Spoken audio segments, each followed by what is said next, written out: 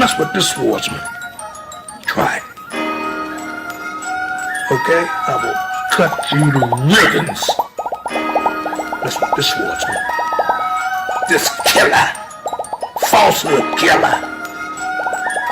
Activism. Zalamin. Rejection. Don't make me take the stands off, a Lord knows, cause I will take some heads off. You all foes, lower self, my mafia keep a banger that'll sink the Noah's Ark. Stop playing with me, I'm the true and living God, but I know the low a little better than you little frauds. Trying to keep it on a high though, I really love my bro, but I can go lower than a worm, no lamo. See y'all let the evil social media gas you thumb thuggin'.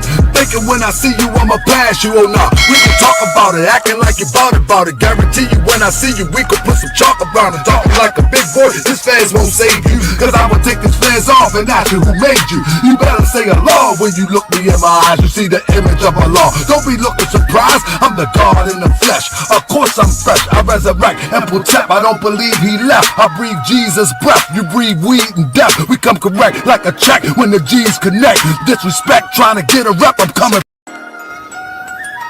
Mess with this Swordsman. Try it. Okay? I will cut you to ribbons. Mess with this Swordsman.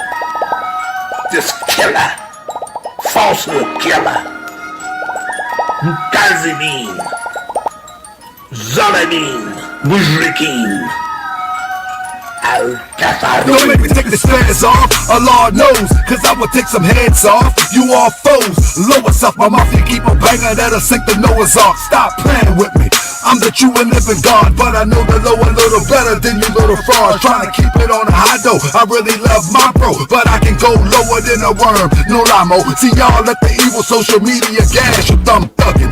Thinking when I see you I'ma pass you, oh nah. We can talk about it, acting like you bought it. Guarantee you when I see you we could put some chalk around and talk like a big boy. This fans won't save you, cause I will take this fans off and ask you who made you. You better say Allah when you look me in my eyes. You see the image of Allah. Don't be looking surprised, I'm the God in the flesh. Of course I'm fresh, I resurrect and protect. I don't believe he left, I breathe Jesus' breath. You breathe weed and death, we come correct like a check when the G's connect. Disrespect, trying to get a rep, I'm coming for your wreck for real. Don't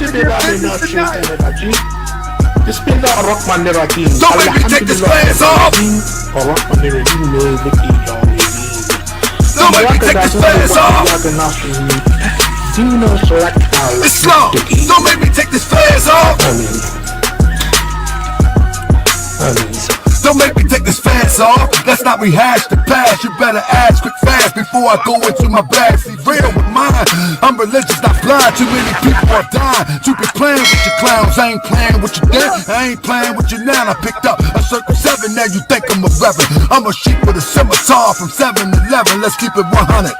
Yeah, you really don't want it. You better stick with the lessons and see what you can get from it. Cause all you getting from me is a one-way ticket going straight to. Yeah, you know we can kick it, but if you want to kick it, then let's kick it. But if you don't, You y'all hear me? Y'all can hear me. We about to get right tonight. Huh? Solo. Original people. Huh? I told you. We got 150 people in the building. Didn't I try to tell y'all?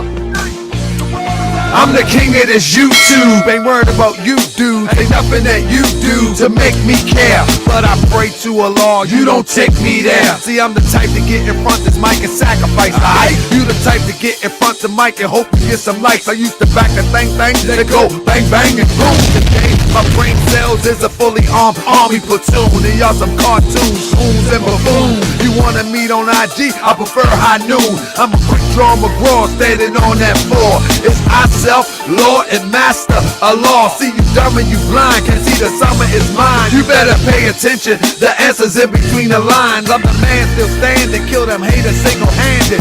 Had them fighting each other with every punch I landed. Cut the head off the snake and his wife Medusa. And after side netter got the rest of them losers. Inky, Yuck, Yuck, Neil Bay, the debate league.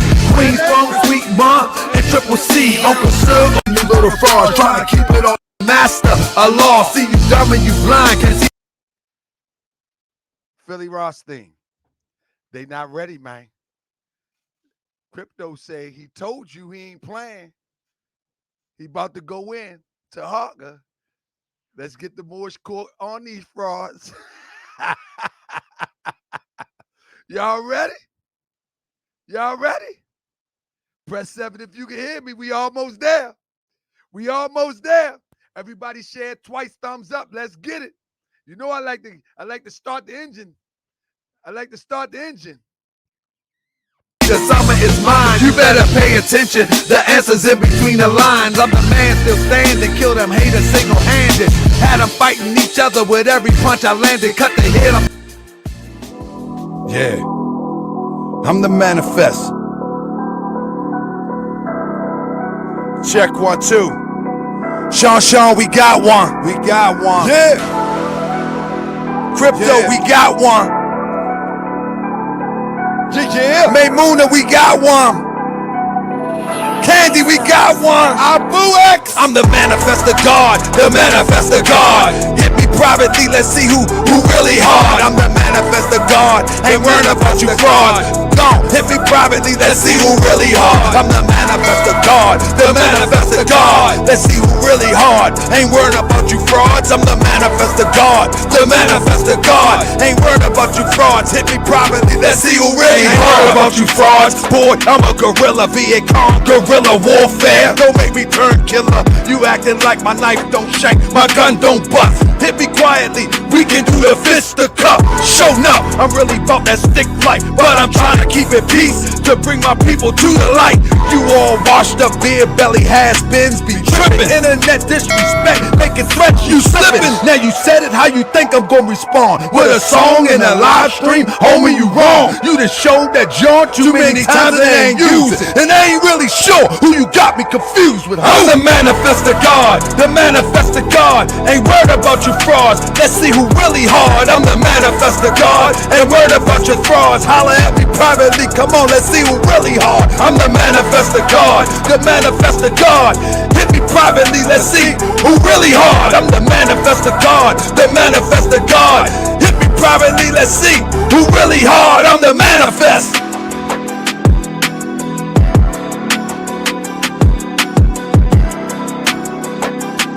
We about to turn out tonight. We got a story that's going to be told tonight. And I'm going to tell you, it might get heated. It might get heated. We're going to try tonight.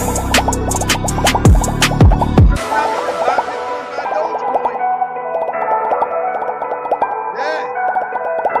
I don't know how it's going to go tonight. But the cat act crazy already.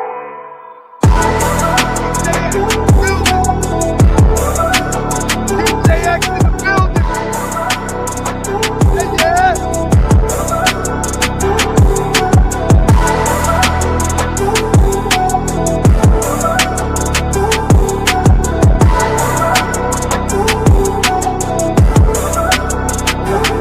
So special. Y'all hear me? I want to make sure y'all can hear me right.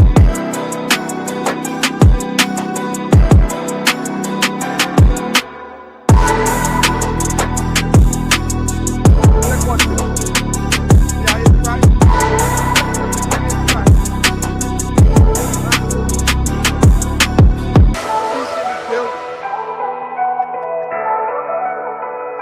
Y'all can hear me right? Let me make sure y'all can hear me right. Hey, Nadia, we ain't trying to So hear. Around the dog like a big boy. Hey, Nadia, we ain't trying to hear your pale Arab Islam in this chat. We don't follow the pale Arab Islam. Our forefathers are the original founders of the first religious creed for the redemption of mankind on earth.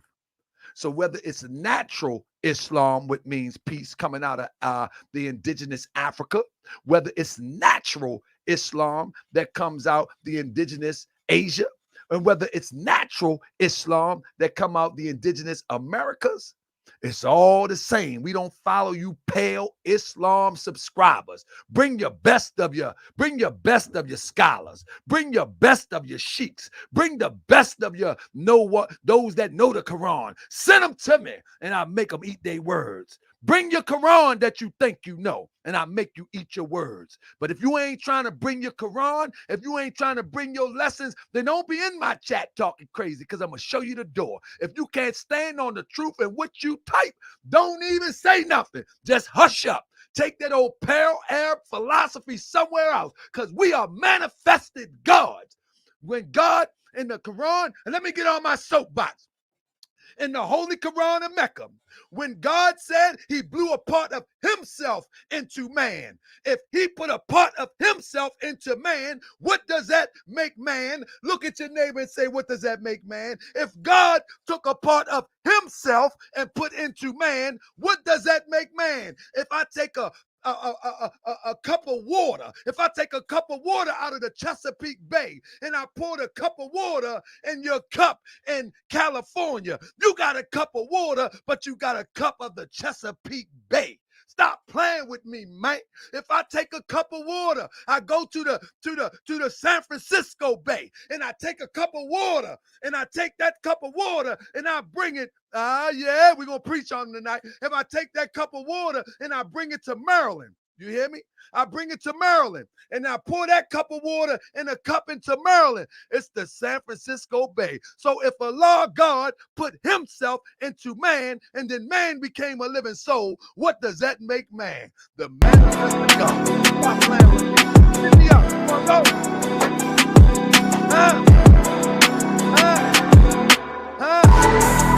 Yeah. Look, you all right.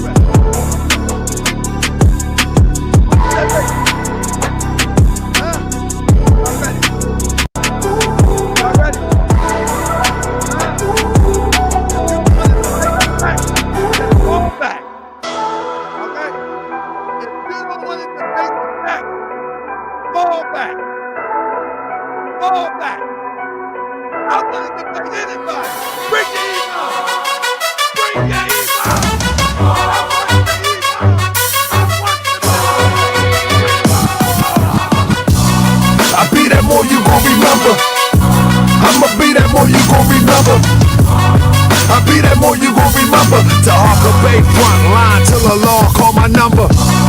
I be that more you gon' remember. I'ma be that more you gon' remember, that's right. I be that more you gon' remember. To Harker Bay front line till the law call my number. You a friend of the Moors, then you a friend of mine. I was told to watch my enemies, now hold my line. Those that speak against the prophet, they speak against me. And I'm speaking about the prophet over Drew Ali, who was the first to remind you and bind you back to Morocco, the mountains, Mississippi, and Quebec. Told you you wasn't black, proved it was straight facts. You tripping off drugs, you need to be tripping off that.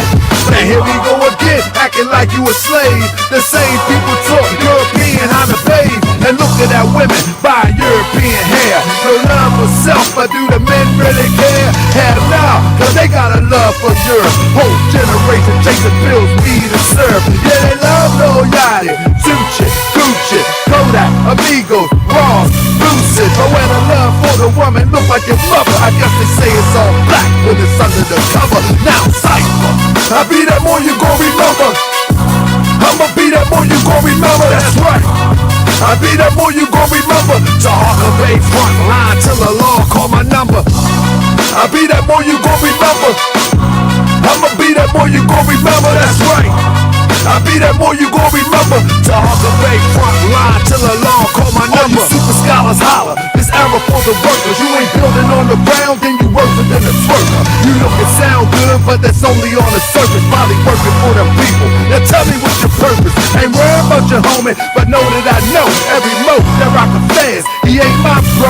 Yeah, you know I ain't slow. I seen it all before. How they try to kill the prophet, it was all for show. And some got it right now. Don't say that I'm not down. I'm coming for my vast estate. I want my town, my sheriff, my stores, my school, my nation. Sick and tired of the procrastination and debate. Y'all keep hating when love is the savior. You don't love yourself, so you can't love your neighbor. That's why you killing, fighting, marry out of your race. If you ain't for Moore's world, then get Get out of my face, cause Chinese love China, Italians love Italy. If the Houston love the wars, bro, come on and build it with me. Let's go. I be that more you gon' remember. I'ma be that more you gon' remember, that's right. I be that more you gon' remember. To Hawker Bay front line till the law call my number. I be that more you gon' remember. I'ma be that more you gon' remember, oh yeah. I be that more you gon' remember. To Hawker Bay front line till the law call my number. I be that more you gon' remember, be more. I be that more you gon' remember, that town. I be that more you gon' remember. The Hawker Bay front line till the law call my number. Woo! All right, the show over. I done gave a concert at this demonstration. I done gave a whole concert. Y'all better hit the cash app because y'all ain't pay no door. Only one paid at the door was Cryptonomics. Let me put the cash app in. I done gave a whole concert up in this demonstration. All right, so let me explain something to y'all real quick. I'm just joking about the cash app thing, but I appreciate, let me tell you something. I do put in a lot of work. Man, this takes believe it or not, this does take a lot out of your day. Putting these shows together, talking to people. Most people think I don't do pre-interviews. I talk to people briefly, you know what I'm saying, to make sure that it's no agenda. And sometimes even if it is an agenda, I'll just let it fly. Y'all might have witnessed that a few times on the show. But let me just share this real quick. I want to share this cash app because it does take a lot from my day. Thanks, family. Listen, see, I do more than the average podcaster do. I do more than the average podcaster. The average podcaster, they just turn on their camera and just talk. You know what I'm saying? Some of them have interviews, but for the most part, they turn on their camera and just talk. But my dynamic is quite different. So when people say, oh, you like Sinetta? No. My dynamic is quite different. I debate the knowledge. And so if the one that was in here talking about the Islamic stuff about a law, this and that, or a Christian or anybody who want to debate me about anything that I say, I am open for a debate, a respectful debate. Don't be chatting if you ain't ready to step up and start batting. You feel what I'm saying? That's number one. I'm willing to debate anybody about anything I say as it relates to Islamism, the Moorish Science Temple of America, and Islam in general. I'm willing to debate anybody. I'm not just a talker. So that's one dynamic that I have. Also, I teach. I also give research when necessary, or if it's that type of show. I also research the things that's going on within our community, and the facet of the community, and the part of the community that we're dealing with today is the armed revolutionary community. All right. And then I make music. You know what I'm saying? I do it all myself. I'm not an engineer. I just one who loves hip hop. I've been loving it since I was, since I was about 12 years old. I just loved it and I just can't let it go. And so when I feel something, I write. It takes me 2 or 3 minutes. I record it right here and then I keep it moving. Also, what I do is I interview people. So I do a little bit more than the average podcaster, just turning on the camera. And so I just want you to know that it's a little bit more over here. You know what I'm saying? It's a little bit more over here. My music will be released this Sunday. Be here this Sunday. This Sunday, I'm going to release everything. I'm going to release everything this Sunday. I'm going to have it all ready to go, uploaded and ready to go. But tonight, what I want to introduce you to is my brother KingJay. My brother KingJay reached out to me, and basically, KingJay is to the point where as though he is ready to, I forget how he said it, but in his own words, he want to set the record straight. He want to call a spade a spade. He just want to put out there. Now, mind you, I don't know brother KingJay. I've been speaking with him for a couple of days. I mean, not really speaking, but we've been missing each other. We've been missing each other for a couple of days. But I did notice in the chat that there's listen, one thing about me, I don't be realizing what be going on all the time. I never realized some people that come on the show be so popular. You know what I mean? Because if you ain't got no haters, you ain't popping. And my brother KingJay got a few haters out there. Good as a gracious. I said, good goodness of gracious. So also a few of those who have concerns about our brother KingJay has sent me messages. I seen messages in the chat. So with that being said, I asked KingJay, do he mind if I ask him any of the questions, some of the hard questions? Now, I didn't get a chance. I was going to read some of the stuff that people were sending me, but I'm going to be honest with you. When that music start playing, I lose my mind. So I'm going to be trying to be glancing at it at the same time while the brother is talking. But I'm telling you, I am my biggest fan. When that Tahaka Bay come on, I lose my everlasting mind. I'm telling you, family, I can't take it. I can't take it.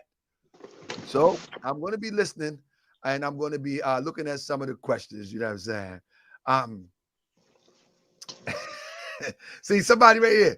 He said, KJ better not leave AJ out the picture. Good goodness. Y'all hard, man. Hey, you know what? I love each and every one of you that has subscribed and continue to ride with Morse World TV, because one thing that you do is you keep me honest.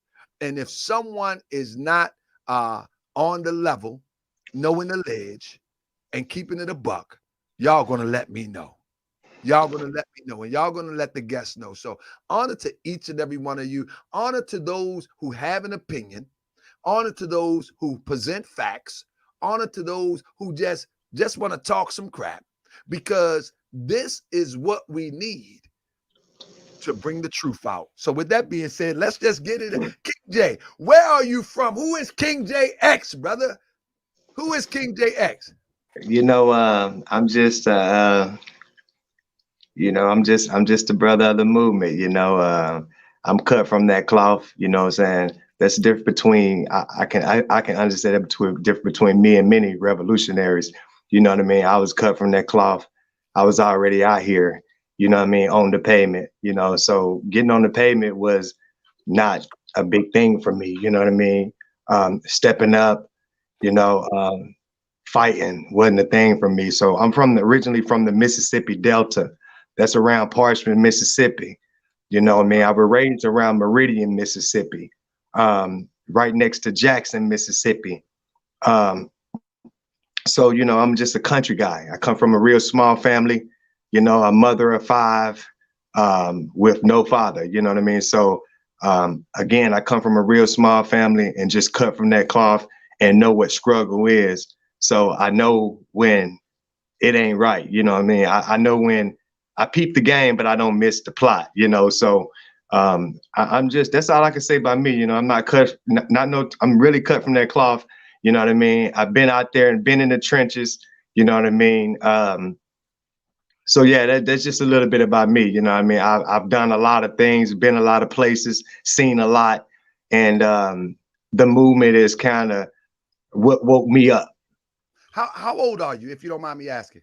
I just turned 38 years old in June. How long have you been a part of, I call it the and I hope I'm not saying it right. I don't like to offend people who are standing for what they call Black Power, and they are legitimate. So I don't like to say fake Black Power, something like that. So I try to say the armed revolutionary movement, and I'm gonna try to keep coining that phrase. I've been in the. Go ahead, brother. Oh no, you good. So how long have you been a part of the armed revolutionary movement? Since 2019. Man, a lot of y'all coming in right after Grandmaster J. Y'all making me nervous. I'm just messing with you. No, that's a joke, man. God dang. So what led you to the revolutionary movement, and what sector of the revolutionary movement did you join? Because, you know, at that time I find out that there's a bunch of facets of the revolutionary movement. So that's a good question. You know, many people don't know that there's many Panther branches. You know, you have the Southeast, the Southern region, New Black Panther Party. You have Jackson, Mississippi, New Black Panther Party. You have Crystal, Muhammad, New Black Panther Party. You have, of course, Malik Zulu Shabazz, New Black Panther Party. You have Akbar, New Black Panther Party. And you have the Mississippi New Black Panther Party. When I joined the movement, I was going through some phases in my life. You know, I was going through some phases, you know, finding something new. I'm gonna say it like that, finding something new. So I let some things go, started to make my income in a different direction, and took a job at a tire shop. At this tire shop, I happened to be working, and a brother walked up, and you know, he were in uniform. He was a Panther. It happened to be my boss daughter at my boss brother at the time. I asked him about it.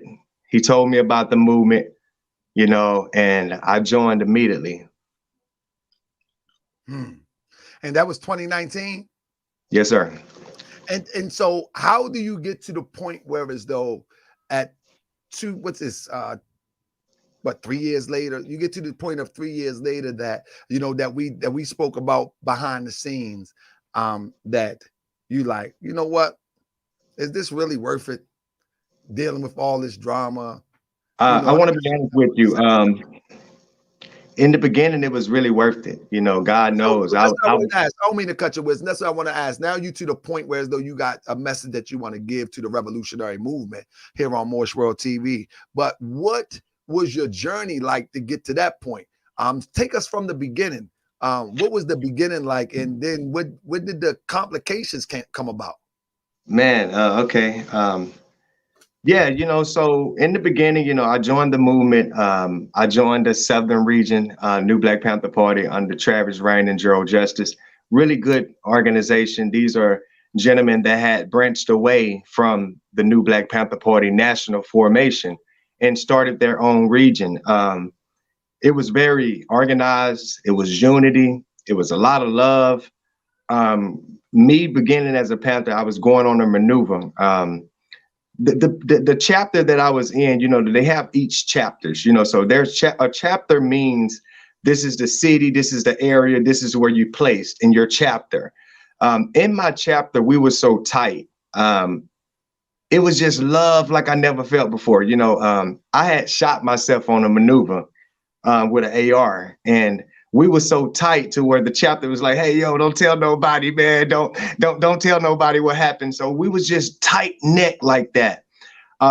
So it was a good experience. I end up, you know, studying. The New Black Panther Party have what you call a manual. A manual is what you study and what you learn and develop as a Panther. I started to learn that manual. I started to learn that manual faster than most because it was everything to me. When I got off work, I would, you know, go buy myself a cold one and, you know, twist me one. I'm gonna be real with you, twist me one up. And then I would watch original Black Panther YouTube videos. And that's how I started to learn so much about the Panthers. So again, I started growing about less than a month. I became a minister of information, a local minister of information. I've always been in sales. So I ended up getting a sales job opportunity selling solar panels in the Columbia, South Carolina area. I took that job, and that job permitted me to leave out of my region. Therefore, I leave out of my region, I move to another place, and you know, there's no Panthers. The first thing I started asking when I came in the South Carolina area, like, hey, is it Black Panthers around here? Is it New Black Panthers around here? And they made it clear to me, my ex-leaders made it, and God bless them, they're great leaders. They encouraged me to go ahead and start my own region, which was the Southeastern Region New Black Panther Party that covered Tennessee, Alabama, South Carolina, and Florida. I ended up talking to brother Aaron Michaels because I wanted to make the right move. Mind you, I was at a place in my life, I just wanted to make the right moves. I talked to brother Aaron Michaels. I reached out and kind of got a hold of him. He's the founder of the New Black Panther Party. I talked to brother Aaron Michaels, and I let brother Aaron Michaels know that, hey, my name is KingJay. I'm moving out of the Southern Region New Black Panther Party. I'm now located in Columbia, South Carolina. The party is not active here. And brother Aaron Michaels, I asked him for his blessings. I asked him, you know, how did he feel about me not joining the national formation and just starting my own region? He said, well, KingJay Ex, that's what the new Black Panther Party need. They need local strong organizations, and then locally turns into a strong region, and a strong regional region will turn into a strong national organization. And so that's what I did. I began to recruit, and I began to get out there and put the lead work in, you know, create the Southeastern region logos. And I started recruiting. Well, my first recruit happened to be a young lady that's actually still in the new Black Panther Party under the leadership of Malik Zulu Shabazz. I you know, got this young lady involved in the movement. We started working. We started making things happen. I made her, me being the commander of that region, I made her my chief of staff. And we began to start doing the work, man. And a lot of people can honestly say that the new Black Panther Party was asleep in so many areas. But who is this new guy? Who is this guy? The little guy with the loud voice? Who is this guy that's building and getting members each and every other day? Who is this guy constantly saying, hey, welcome this new member to Southeastern region. Welcome this new member to welcome this new member. Who is this guy that's out feeding the community, putting boots on the ground, doing police standoffs? I mean, who is this guy? And that's when I met brother Malik Zulu Shabazz. I guess he must have noticed me online or whatever the case may be. And he and I talked for months and months of me coming and joining his camp. I was told by Crystal Muhammad, don't do it. I was told by other leaders of other regions, hey, don't do it. But at that time, you know, I was just, you know, becoming my own leader and having a formation to lead and guide. I needed that structure. We were going through growing hiccups, what I'm gonna call it. We were going through growing hiccups. I were going through the stages of learning to make the right decisions, put the right people in the right place to assist me. However, I think my biggest failure with the new Black Panther Party were having sexual intercourses with my down chain. Wait a minute. Wait a minute. What do you mean your down chain? What is your down chain? Your down chain would be people that your down chain. Many of us are not familiar with that terminology. But the good thing about it is that you're saying it, so can't nobody say it for you. So there it is. Down chain is people that say if I say, hey, I'm the commander, I'm gonna make you my chief of staff, or I'm gonna make you my minister of information. So your down chain would be people that you put in position to have to actually run their portion of the party, providing them a mission and a duty in the organization. Okay. And if you don't mind me, what position was that? But you don't have to. You don't have to answer anything I ask. The permission that I gave, man, one thing I always said since all the drama started, we're gonna get there. All I can do is stand on my truth. You know, I can take my truth to the grave. I can take my truth to the grave. If I can't do nothing else, I can take my truth with me. And that's all I took with me is my truth, you know. So not Crystal Muhammad. This is a queen. This is a queen. This is a queen. This is a queen. This is a queen that I met online. This queen was, you know, happened to be looking for a place in the movement. I came along and I was like, you know, work with me. Let's do it. Let's get it popping. The queen did come along. We end up meeting, hanging out. You know, we end up meeting, hanging out. One thing led to another. She became my right hand. I purchased the car for about $7,000. I put it in that queen name. Again, I thought there was somebody I could trust. If you don't mind me asking, what will y'all item? I mean, like in a full-fledged, full-blown relationship, or we definitely wasn't a relationship. And the reason why we were just having dealings. Now, I'm just saying, I think a relationship would be a great dynamic for those who are in churches, those who are in mosques, temples, and in organizations like the New Black Panther. So Yeah, I'm did gonna be y'all honest make with it to that level? you. You know, me and this queen were, hanging out, doing a lot together.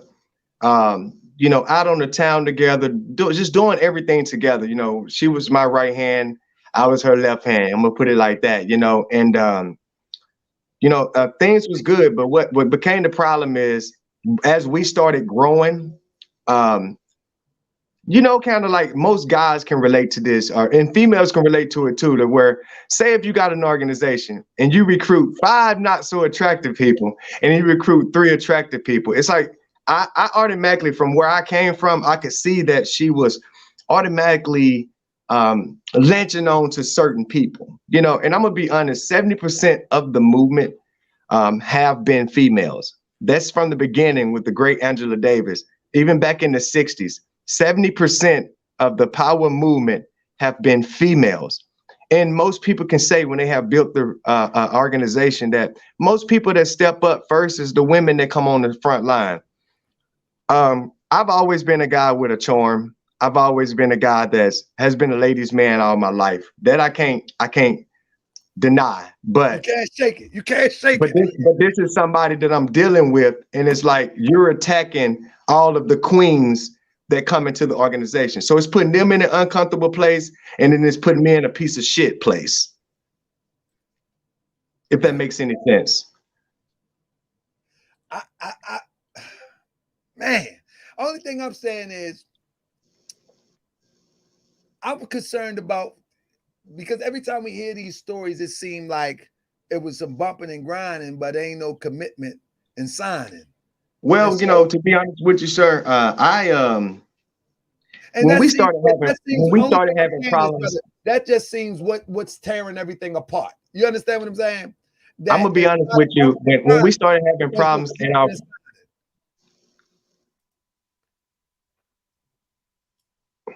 and it tears things apart. Are y'all friends today? I wish we could be friends.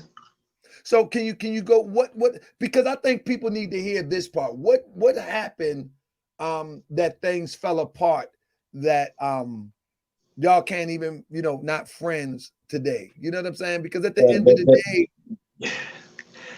that was Tulsa, Oklahoma. The recent Tulsa, Oklahoma last year, the Black Wall Street, where the new Black Panther Party. we about to turn up, man. We so we go to Tulsa. I'm gonna be quiet. I always say that we meeting up. So Mark, you got the paper, right? You got the paper I sent you, right? Yeah, but go ahead, brother. Okay, drop the newspaper. Drop the newspaper. So here I go with my own formation, and I decide I'm gonna join forces with this great Malik Shabazz. I brought my organization and united with his organization. So now he's my leader. Right. So he becomes my leader. We become under the leadership of Malik Zulu Shabazz. I gave Malik a call. Crystal and myself discussed if we was gonna go forward and join the new Black Panther Party, and we did.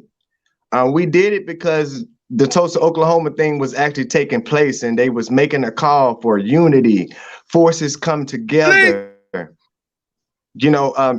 eliminating the separation. So that's kind of why we joined. Also, again, we was going through growing hiccups, and I felt that we needed that structure of more experienced people. So I wasn't afraid to step back and be a student, So we joined forces. You notice the top of that paper said breaking news. The great KingJay Ex have joined forces with the new Black Panther Party. It also say that KingJay Ex was a part of a split with the national new Black Panther Party. So we joined forces and we went to Tulsa, Oklahoma. That was my second time actually meeting Malik. In Tulsa, Oklahoma, I sent you also, I sent you some information. I wrote Malik a 3-page documentations of what happened in Tulsa, Oklahoma. Crystal and myself decided to go down there. People didn't really know we was having, relations. Every time we would have a hiccup in the organization, one thing that I would always say to her is, I feel like people wouldn't be coming after me, or these women wouldn't think that I'm flirting with them if me and you just put everything we have on the front line and let people know that we have something. I feel that that could have been. You was trying to make it official. Well, not just make it official, but just eliminate the BS so that, you know, because I knew what was going on. I knew that you picking their brains, trying to figure out what I'm doing.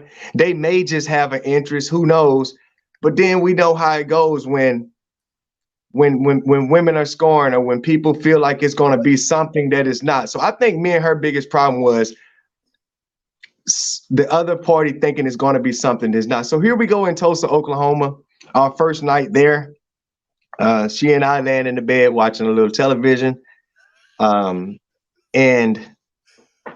I'm gonna be honest, we had a disagreement, and I call her a B word. Throughout me calling her the B word, she was like the average female. She got a little aggressive. Throughout her being aggressive, I did like the average man would do, you know, just kind of, you know, grabbed her, you know, in the wrist area, which I did. I did grab her by the wrist to distrain her from being aggressive with me. And believe it or not, man, she headbutt me on her back. I said to myself, damn, she's a little tough. You know what I mean? She must be used to aggressive guy. So I rolled over, man, and grabbed the remote and continued my day. The next morning we got up, we did our maneuver. Day number 2, we got up, we did our maneuver. So day number 3, we in Tulsa, Oklahoma after the march. After the march, I was walking around rounding up my rifles because I gave a few rifles to other members of the new Black Panther Party to actually march with. Throughout me grabbing the rifles, on my way to grabbing the rifles, Crystal were standing at a car. I want to be man enough and honest enough to say that I felt that Crystal took an interest in this man. I didn't like that. So when I took it upon myself to be like, okay, hey, she doing her, I'm gonna do me. So I end up hooking up with the owner of the radio station in Tulsa, Oklahoma. And that night, me and this queen end up hooking up. Crystal ended up seeing me and the queen together. You was only in Tulsa for a few nights, right? Yeah. So you flipped the script on the sister that you built your squad with and hooked up with a lady. What in the world is wrong with you? Well, the reason, I'm gonna be honest with you, at the time before, listen, the type of relationship we had, like for instance, she had a birthday party that was a month before Tulsa. I took a lady to the birthday party that stayed with me that weekend on the mountains, and she had a friend guy that come through. I mean, like, she did what she did, I did what I did. That's what we had. It's crazy, it's strange, but that's just what it was. Sidebar question, and I ask this all the time. You are a freedom fighter per se, right? Yes, sir. After you free people, what are you going to teach them with that type of behavior? I agree. That is crazy, but I don't want to dampen your story. I'm just glad that you. So that's exactly what was going on, and I totally agree. There's a moral. What people don't know is that there's a moral to this story, and we'll get to it slowly but surely. We're just at that rocky road part right now. You know what I'm saying? Because it's other things that's going on outside of this, and we'll get to that too. So what? How did it come to a crash and halt? It was the radio lady. Okay, the crashing halt was so I hit Crystal up. She was supposed to go and drop Dr. Malik off at his hotel. So I say, hey, I'm gonna head over to the hotel room. As on my way to the hotel room, an hour later, I called Crystal after posted dropping Malik off. I'm like, hey, where you at? And so I was like, hey, well, I got a friend girl with me. You know, we going to the room. What's your plans tonight? She was, you know, kind of upset about that. And she said, well, I'm gonna come and get my shit. I was like, okay, that's fine. She came to the hotel room. When she got there, she was very aggressive. She did get her things, and me and that queen assisted her with taking her things. Hold up. You said she came to the room, she got very aggressive, and then you said me and that queen. So was the sister in the room when she came to get her stuff? Yes, sir.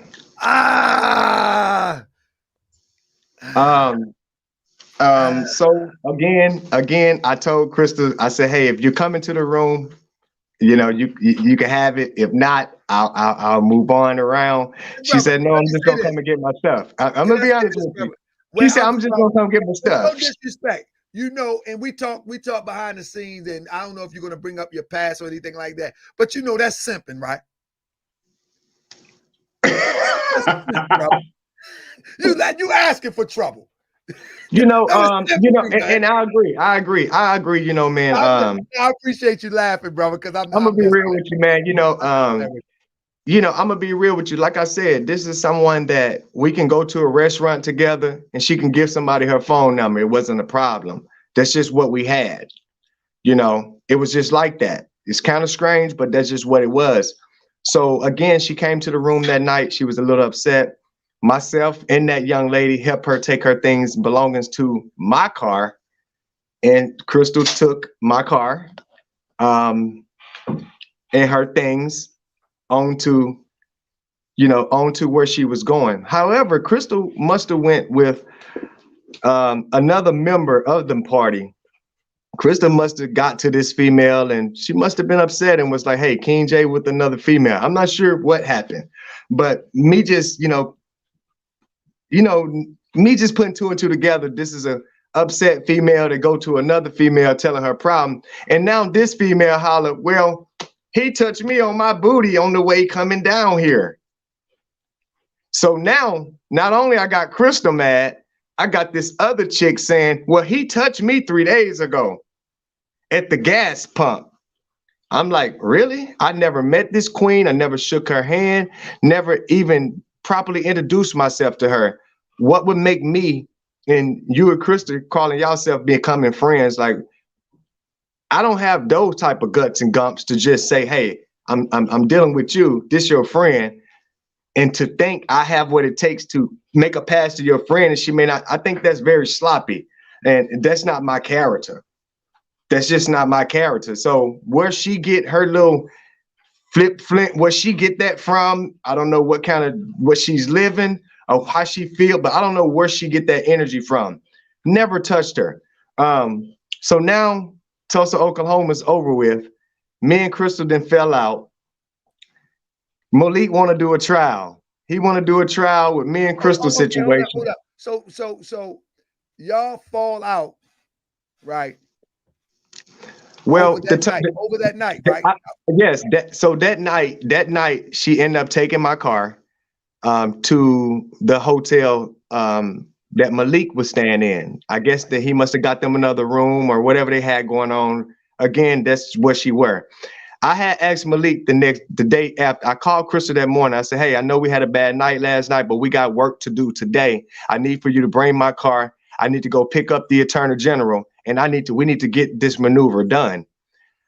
Crystal wouldn't cooperate with me. I end up having that same friend girl that stayed the night with me. She took me to do my Panther duty the next morning, which was pick Dr. Malik up on security detail and go to today's event.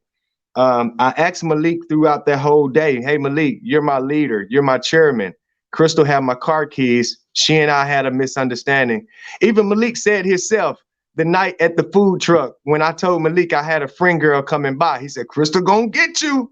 Crystal gonna get you. So, but what Malik don't know, Crystal had already, and what made me move the way I move, Crystal had already told me that, because mind you, I allowed her, Malik, to use my car. I was riding with other members. That, hey, Malik is, asking me, where I like to vacate to and where I like to go and where I like to hang out and stuff like that. So she basically would clarify to me that, hey, he trying to holler in so many words. Who trying to holler? I mean, that's what she said. Dr. Malik was asking her where she liked to travel, where she liked to vacate. So I'm thinking not only y'all got my car, not only you got me waiting, but Malik parking lot pimping. But he parking lot pimping. So that's why I was like, I'm gonna just do me. Malik, she's riding with Malik in your car, and he talking about traveling around the world. Been around the world. And she told me, I guess it's supposed to be a jealousy thing. I guess it's supposed to be a. I guess it's supposed to. Wait a minute. I told y'all that this is not a reasonable path for liberation. I told y'all, thank you, KingJay Ex, because I keep telling people we need to do better. Come on with it, KingJay Ex. They riding around, Malik Zulu Shabazz riding around and getting it. So I'm gonna be honest with you. So later, so now it's about 11 o'clock. Now it's about 11 o'clock at night. I still ain't got my car. It's been the whole day. So that's the first time Malik got a attitude out of me from him being my leader. And I was like, man, fuck this. You know what I'm saying? I've been waiting on my car all day. You supposed to be my leader. Yo, bro, why you can't call her and say, hey, give this gentleman his keys? Like, come on, man. And so I got out of the car with Malik and I started walking, minding my own business. I left walking, you know what I'm saying? Because I was fed up with playing games with whatever they had going on, whether it was him, her, or whatever other agenda she had. I got in my car, brother, and I left Tulsa, Oklahoma that night. I drove 3 hours away from Tulsa, Oklahoma. How did you get your car again? Hold up. How did you get your car again? I end up seeing Crystal earlier that day at an event, and I at least made her give me my keys, but she wouldn't let me know where my car was located. So 11 or something that night, I'm frustrated. I want my car. I want my whip. So now Malik's, well, oh, I know where your car is in the parking garage. I'm like, no, just let me know where it's at. I'm gonna be honest with you. I didn't trust him. I didn't trust walking up to the parking garage with him. I didn't trust, you know, being in the dark with him and being by myself with him. I'm gonna be honest with you. So I called some other members and said, hey, and told them what was going on. Let me ask you, why wouldn't you trust him though? I just didn't trust him, man. You know what I mean? I for some reason, my instinct told me, you know, that's bullshit. He could have been got you your keys. You could have been had your car daylight. But now here go 11 o'clock, 12 o'clock. You know where my car at. Let's walk up to the parking garage. Me doing my history and stuff of the party and the stuff that have happened to other leaders of the new Black Panther Party, I just didn't trust it. Do you think? Let me ask you a question. Do you think that he might was setting a trap or something? I don't want to stay there too long. I'm gonna be honest with you. I don't want to say that that's what happened. That probably wasn't so, but my gut feeling was telling me that, like, don't go up there, KingJay. They should be trying to give you your car. You shouldn't be trying to hunt for it. I got in my car. I got in my car and I drove. So I got him. How long? What day? I'm sorry, brother. What day was this of the Tulsa trip? How long was you in Tulsa? We was in Tulsa for 4 days. You was in Tulsa for 4 days. What day of Tulsa did this happen? He kidnapped his car and shit. Well, I'm gonna be honest then. At the time, I'm gonna be honest with you. The car was legally in her name. I intentionally put the car in her name. I'm just trying to read it and talk to you at the same time. What day was this of the car? My birthday was June. I got my car back the day before June the 1st, which was my birthday. My birthday was June the 1st, the day before we left Tulsa, Oklahoma. Okay. I was so frustrated, man. Hold up. What I'm trying to get to is, before that, what was the relationship between you and Malik? Before that day? I'm gonna be honest with you, man. I'm gonna be honest with you. No matter all the stuff that people had said about Malik, and somebody called me today and was like, "Hey, you left a comment in the chat on the Morris show, Morris World show last night. You talk like you and Malik back together." I said, "No, we're not back together." But I can say that other people may say Malik wasn't there for them. Well, Malik was there for us. If we needed gas to get somewhere, if we needed hotel expenses or whatever, he was always there for us. When the new Black Panther Party newspapers came out, Malik gave me a couple bands of those papers. I mean, on the screen, on GP. I had told Malik when I first met him, I said, "Hey, Malik, I have spent over $10,000 in the last 3 months, in the last few months since I've started this region." He said, "Hey, we'll get some funds," and I trusted him. So when he was giving me those papers, I felt like that was my way of getting my money back. So we was on the right page. I felt like he was a good leader. I was learning to build that trust. And so what happened is, no, but what I'm saying is, before what I'm saying is that before the beef with the sister where Malik is now?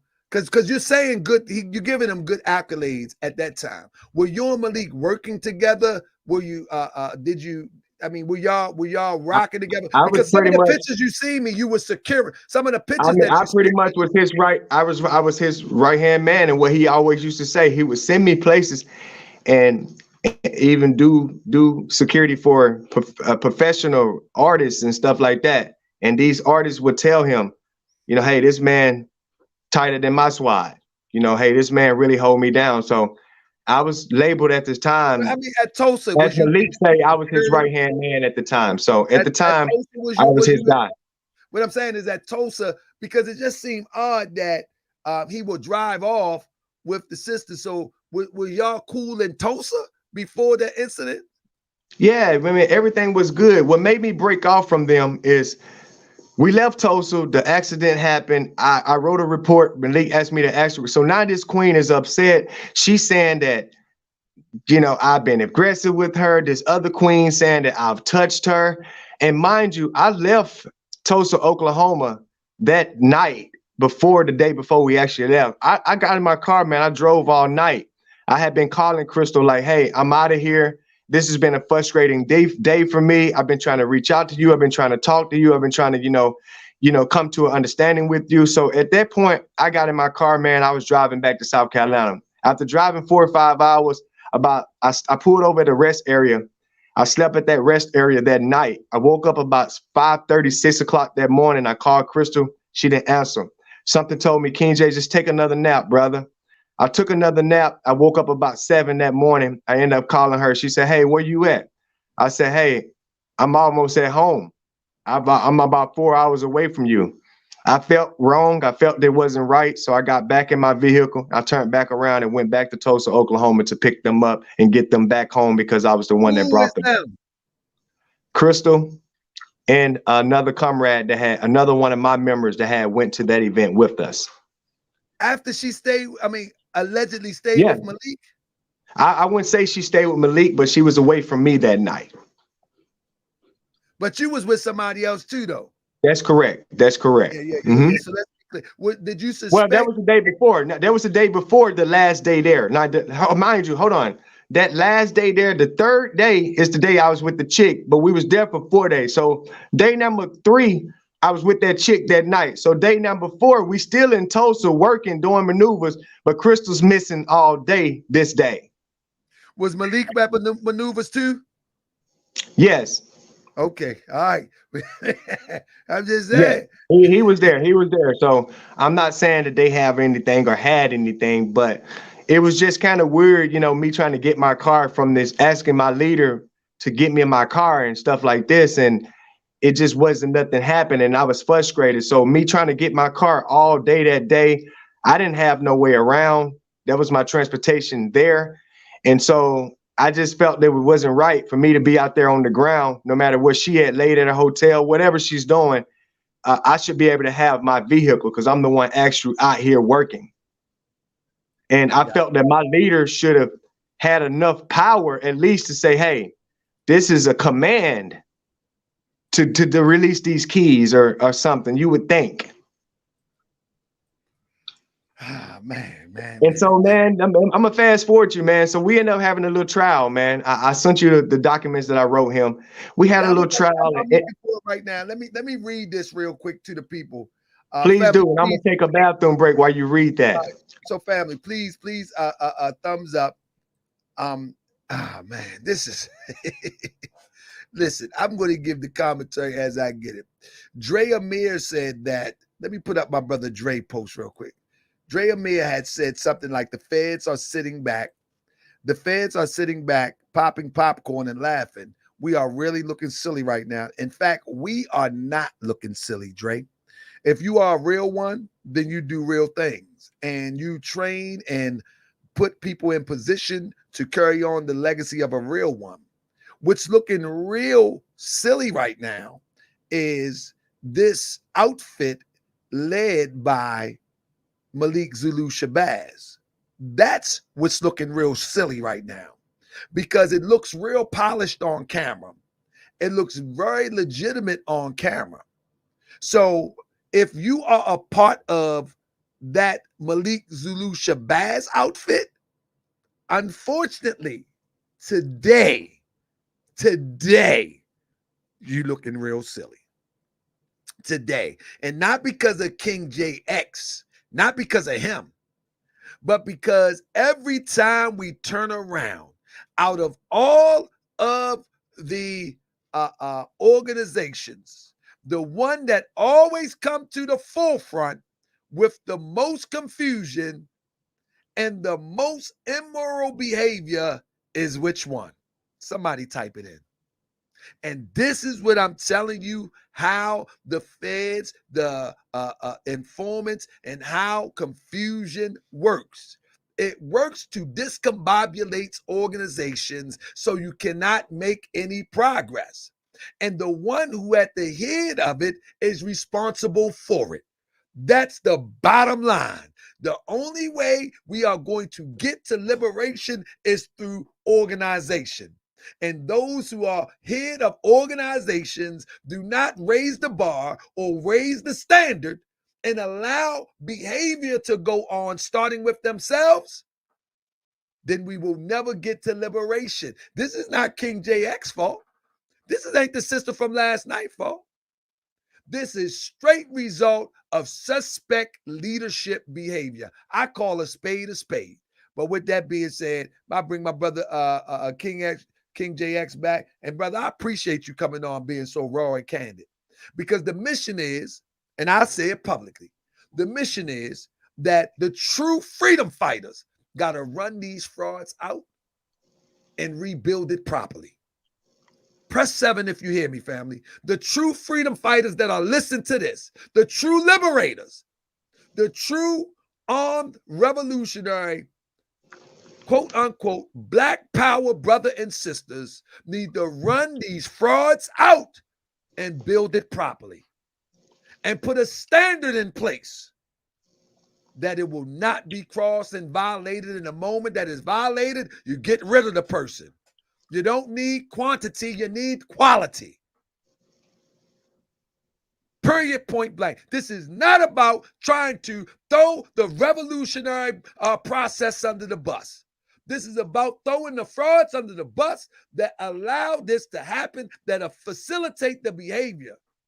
Why should the leader be riding around with another man's woman in another man's car? There's no excuse for that. I don't care what he was doing.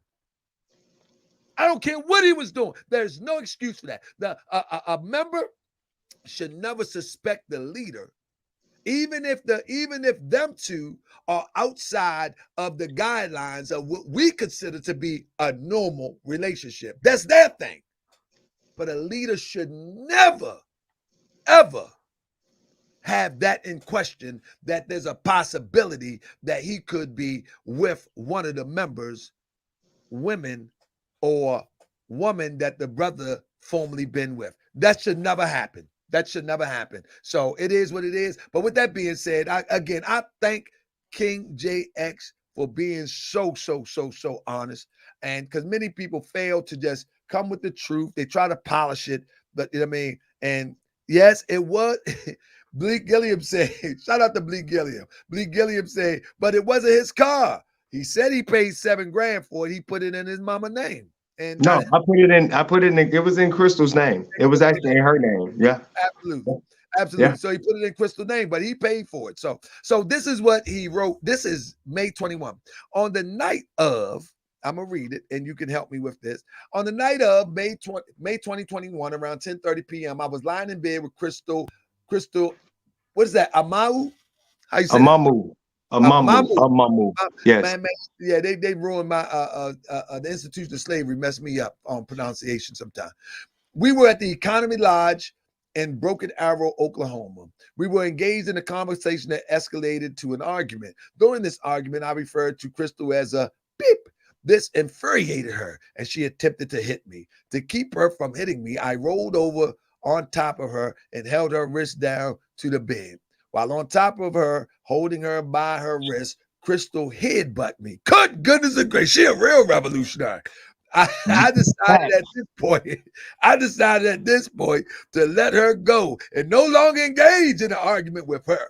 Crystal did want to continue to argue, but I chose to turn the television up and not to interact with her. Eventually, she calmed down, and at some point, we went to sleep. The following night, there were no issues. However, on May the 29th, 2021, while out on duty, I noticed Crystal engaged in a conversation with a man at his vehicle. This conversation appeared to go on for quite some time. Right or wrong, I assumed Crystal was interested in this man. As a result, I decided to further my engagements with a woman I had met during our rally.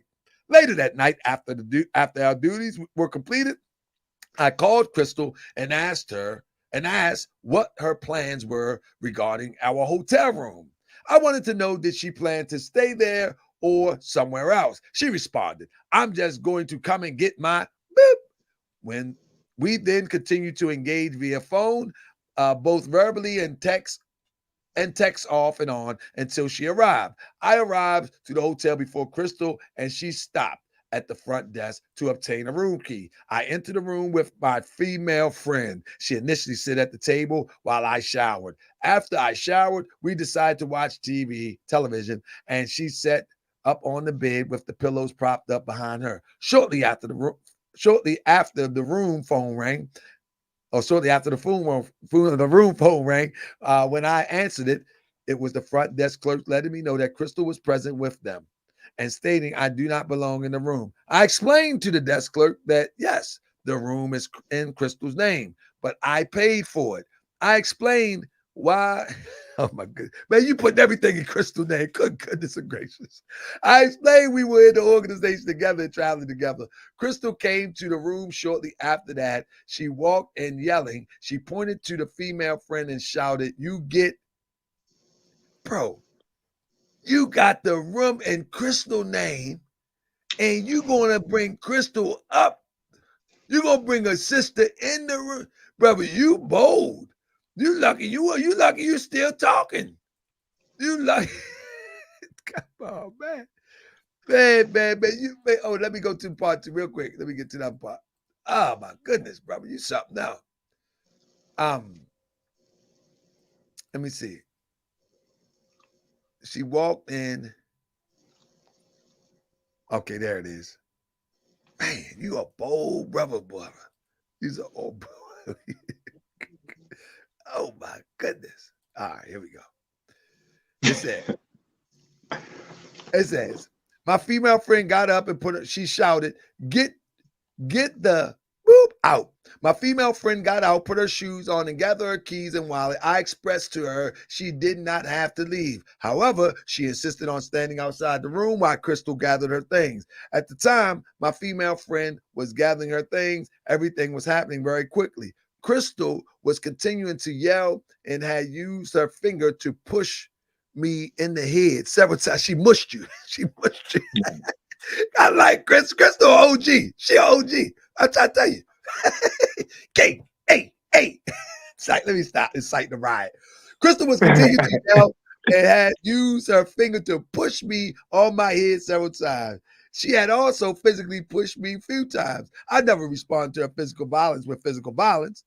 When my female friend stepped into the hallway, I went out with her. I left the door to the room propped open. At some point, Crystal shut and locked the door while she gathered her things. After standing in the hall for about 5-10 minutes, I knocked on the door and stated, "Just give me my keys and you can keep the room." Crystal eventually opened the door with her belongings in her hand. My female friend asked her, "Would you like some help?" The friend go ask her, did she want some help? Oh my goodness. I lost my place. The friend, this is crazy, man. After standing off about 10 minutes, my female friend asked her, did she want some help? Crystal replied, yes. My female friend stepped in the room to help Crystal grab the remaining items.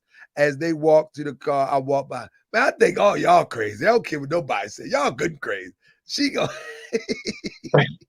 It was crazy. I agree. It was definitely a crazy moment in timing. Yeah. So it was a hop and a bump. After helping Crystal to the car, my female friend and I returned to the room. Upon entering the room, I looked around the inventory of my belongings. I immediately noticed my gun was not where I left it. I called Crystal and asked, "Where is my gun?" She let me know that it was under the couch. I also noted my boots, cigarettes, belt were all missing after I hung the phone up with her and called her back. And I had to call her back. Crystal informed me that she had thrown the items out the window. I looked out the window and identified the items on the ground and walked down to retrieve them. Bro, you giving a police report. This sounds like a witness report. I went down to retrieve them. I'm just joking. Bro, you got this thing laid out, though. The next morning, you write a movie with this. The next morning, May 30th, 2021, I called Crystal because we still had duties to fulfill. Crystal was not personally responding to my call, but a few times I had put others on the line. Due to the lack of communication between myself and Crystal, I decided to ask my female friend for assistance with transportation. She obliged. We arrived as scheduled to pick up the chairman in downtown Tulsa. He and I were dropped off at the Hyatt for a leadership breakfast. Throughout the day, I made several attempts to communicate with Crystal via text. She was non-responsive. Brother, this is crazy, man. This is crazy, man. Oh, my goodness. Hold on now. Hold on. We just getting started. We got one more page, I think. Let me find it real quick. Oh, my goodness. I don't know what I'm going to do with y'all, man. I don't know what I'm going to do with y'all. Let me see. All right, hold up. Let me see what this was. Okay, here it is. Last one. Last page. All right. I don't know what I'm going to do with y'all, man. Shout out to Babu. I don't know why I said that. I just said it. I like to poke fun at my brother Babu. Throughout the day, I made several attempts to communicate with Crystal via text message. She was non-responsive. These messages eventually I saw she was non-responsive to these messages. Eventually, I saw her at the event on Greenwood. I asked her for my keys. She provided me with the keys, but would not tell me where the car was. This was around 4:30 p.m. to 5 p.m. I was unable to locate my car until around 11:30 p.m. when Crystal finally decided to answer the phone after I called several times. At this point, I was frustrated and ready to leave Oklahoma. I asked Crystal is she okay with getting home and does she have a ride? Crystal did not respond. I suggested via text message that she get a ride to Birmingham, Alabama with a mod, and I would be waiting for her at her mother's. While on the highway leaving Oklahoma, I decided to pull over to the rest stop. I felt if I took a moment, Crystal would reach out. Since I was very far out, I could easily turn around. I ended up falling asleep, and when I woke up the next morning, Crystal still had not responded to my text. I decided to continue to drive home. This was about 6:30 a.m. to 7 a.m. Around 9 a.m., Crystal then reached out and asked me, "What's your 20?" Y'all still using military saying, man, y'all ain't no military no more. Y'all in a domestic dispute. I'm just joking. After some conversation with Crystal, I decided to turn around and pick her up along with a comrade, Alicia. I arrived to them approximately 12 p.m. On the way home, we stopped at my sister's home in Memphis, Tennessee. She cooked us a meal, but also at this time, I asked my sister to sign for the title of my car so it could be no longer in Crystal's name. Though she did not express at the time, Crystal was obviously upset because when we arrived to her home, she called the police. She expressed to them that she may need them. I did not understand at first the reason, but I soon learned Crystal asked me to give her the tag off the car. I did not argue if I gave it to her. That concluded the idea. Brother, why you was getting the things, everything in Crystal's name? I mean, you ain't got to tell me if you know the people was on your heels. I'm gonna be honest with you. Like I told you, in the beginning, before I even joined the movement, I was going through a lot of things, making a transition in my life. And I just had things that I was straightening out in my life, man. And I felt like, I was raw enough to let this person know what I needed as far as somebody on my side and on my team. And I trusted in her, and I just didn't have that kind of. But y'all wasn't even in a committed type of relationship. That's correct. That's correct. But we had an organization to run. And we outside of whatever we had personally, you know, we handled business. Let me try to fast forward this whole situation. So Malik Zhabazz decided that we're going to have a trial on this whole situation. So Malik decides that, you know, KingJay, we're going to make you the co-commander of the Southeastern region. Crystal told Malik that I had a very bad attitude, and Malik discovered that I had a bad attitude when I was frustrated with him about my keys. When I told you I left walking, you know, I was like, you know, fuck all of y'all, you know what I'm saying? So I was, you know, I was frustrated. I was mad. I agree with that. And so Malik told me that he wanted me to get some counseling and that they were going to drop me down as a co-commander. I abided by those rules and kept going. What was the reason for the co-commander to drop down? Because of all the things that Crystal said. Crystal had said that I was abusive with her, and I guess they took her story over my story. You actually had the trial, though? You actually had the trial? I did have the trial with him. Me, him, her, and a few more of his leaders. During that trial, they bumped her up in a national position and dropped me down as a co-commander. Yeah, he wasn't just riding around that car. He was riding, but he wasn't riding in that car. How she get bumped up, you get bumped down? Yeah, so she got bumped up, I got bumped down. I really didn't care, man. I just, because I felt like I had what it take. You know, he thought TV. I was cool with that, brother. You know what I'm saying? What got me is Crystal's birthday. We had traded birthday gifts like months before Tulsa, Oklahoma. Hey, what you want for your birthday? Your birthday coming up. Hey, I want a Michael Kors watch. I gave Crystal a credit card, told her to go online and order the Michael Kors watch of her choice. She did decide to order her a gold wrist diamond face Michael Kors watch. Wasn't very expensive. Cost me about $300-400, about right at $400 or whatever. So Crystal asked me, what do you want for your birthday? I was like, well, I like to have a new shotgun. Well, now here I go. Me and Crystal just had this trial. Now it's my birthday the day after Tulsa, Oklahoma. Well, Crystal tried to call herself, you know, keeping it real with me, was like, hey, even though we had that trial, she was like, Malik and them, you know, they told us to take a break from each other. She still came through. She still drove from Spartanburg to Columbia and brought me that rifle that I asked for. Well, I did a maneuver when a young man got his nose broken. I did get those officers fired as well. But anyways, the young man got his nose broken by the Rock Hill Police Department. I went to that police department armed. Crystal must have seen that. Now here KingJay go moving on his own. She ain't used to us moving alone now. And she wants the serial number off that shotgun.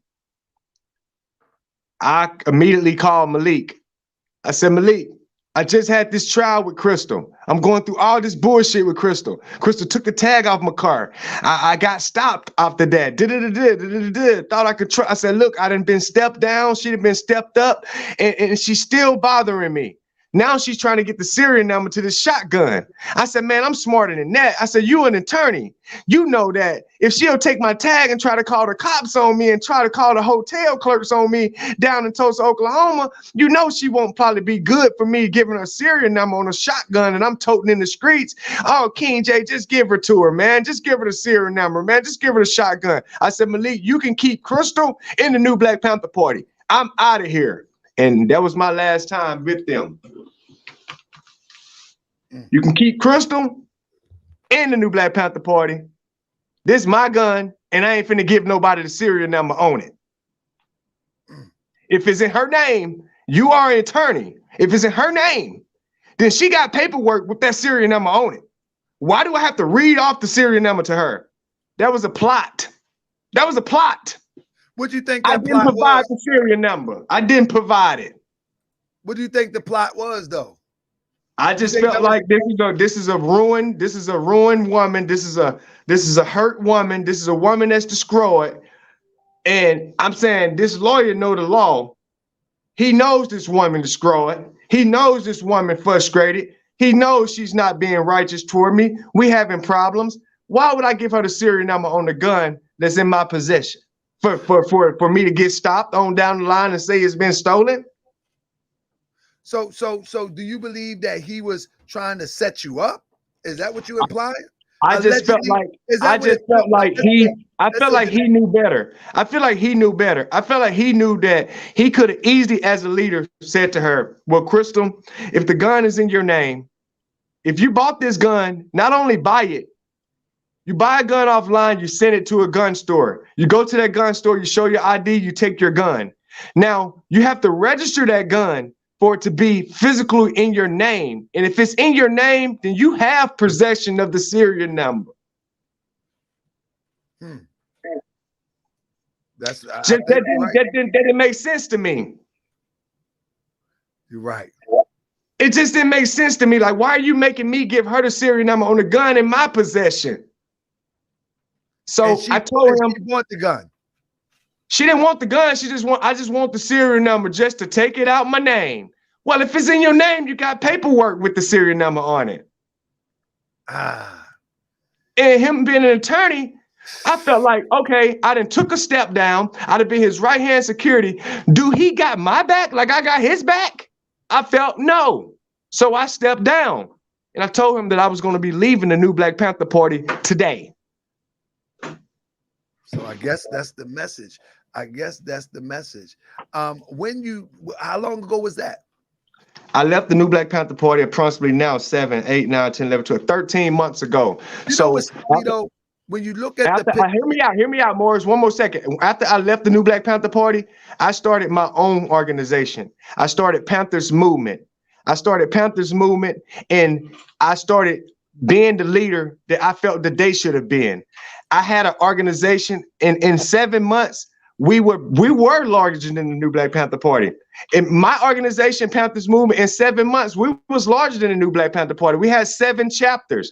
Y'all see that logo right there? If y'all notice the new Black Panther Party logo since 1989, they have always used the cartoon panther with the big ears. I put that logo on a panther stamp. I said that I wanted my organization to be strong. I wanted my organization to be a political, economic organization. I wanted my organization that's going to be an organization that the people are going to say, hey, these ain't the old people. This is a new generation of it. And 7 months in my organization, after building, organizing, and developing, there go Malik and them again. There go the big Black Panther Party again. And I lost a family-oriented, tight-knit organization overnight, because they said that if anybody from the attorney Malik Zulu Shabazz seen with KingJay Ex under the name of Panthers Movement will be handled and destroyed on sight. I lost all of my members from frightening and scare tactics. And for the last 6 months, I've been on a mental health break. Because I had lost. They set you crazy? Man, I wouldn't say they set me crazy, man, but I just needed a break, man. After you building and you doing so much, man, and everything you do is like they trying to tear you down, and then you leave their empire and you build your own empire. And now this empire come out to you, and then me to look back and start seeing you using my mascot and this and that. It was a lot. I felt like. Did you feel like you had to stand at the window like Malcolm, though? You talking about you was on a mental break? How you going? Yeah, I did that right there. I did that right there, man. I have custody of my 5-year-old son, man. What made me stop getting out the window like Malcolm, my little son said to me one night as I was in the window with an AR, he said, Daddy, it's going to be all right. You can be here by yourself. I hadn't stayed at my house in 3 months. You know what I'm saying? From all the threats and this and that after leaving them, all of the people saying what they're going to do to me on sight.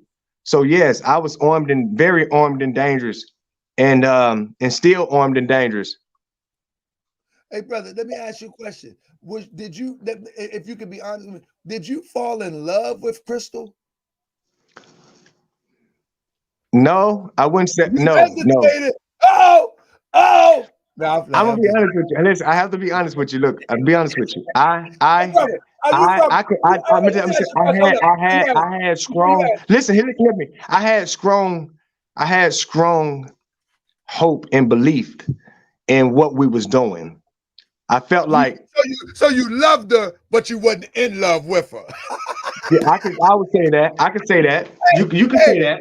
You That's can the say that. You can say that. You 1988 can say cop that out. because I'm Now gonna look, be honest with you. I Every love her. holiday, I'm gonna be honest with you. Every holiday, no matter what it was, I here I go taking Crystal some flowers. So I must. Now, you She do must. love She had a soft spot on me. You know what I'm saying? But I just didn't understand how leaving their organization, and they still attacking me to this day.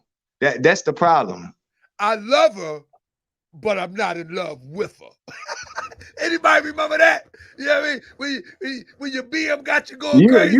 I love her. He hell. I love her. I like your but I'm style not in though. love I like with your her. style because you're real though. Hey, that's some hood stuff though. You know what I mean? How we used to do in the hood.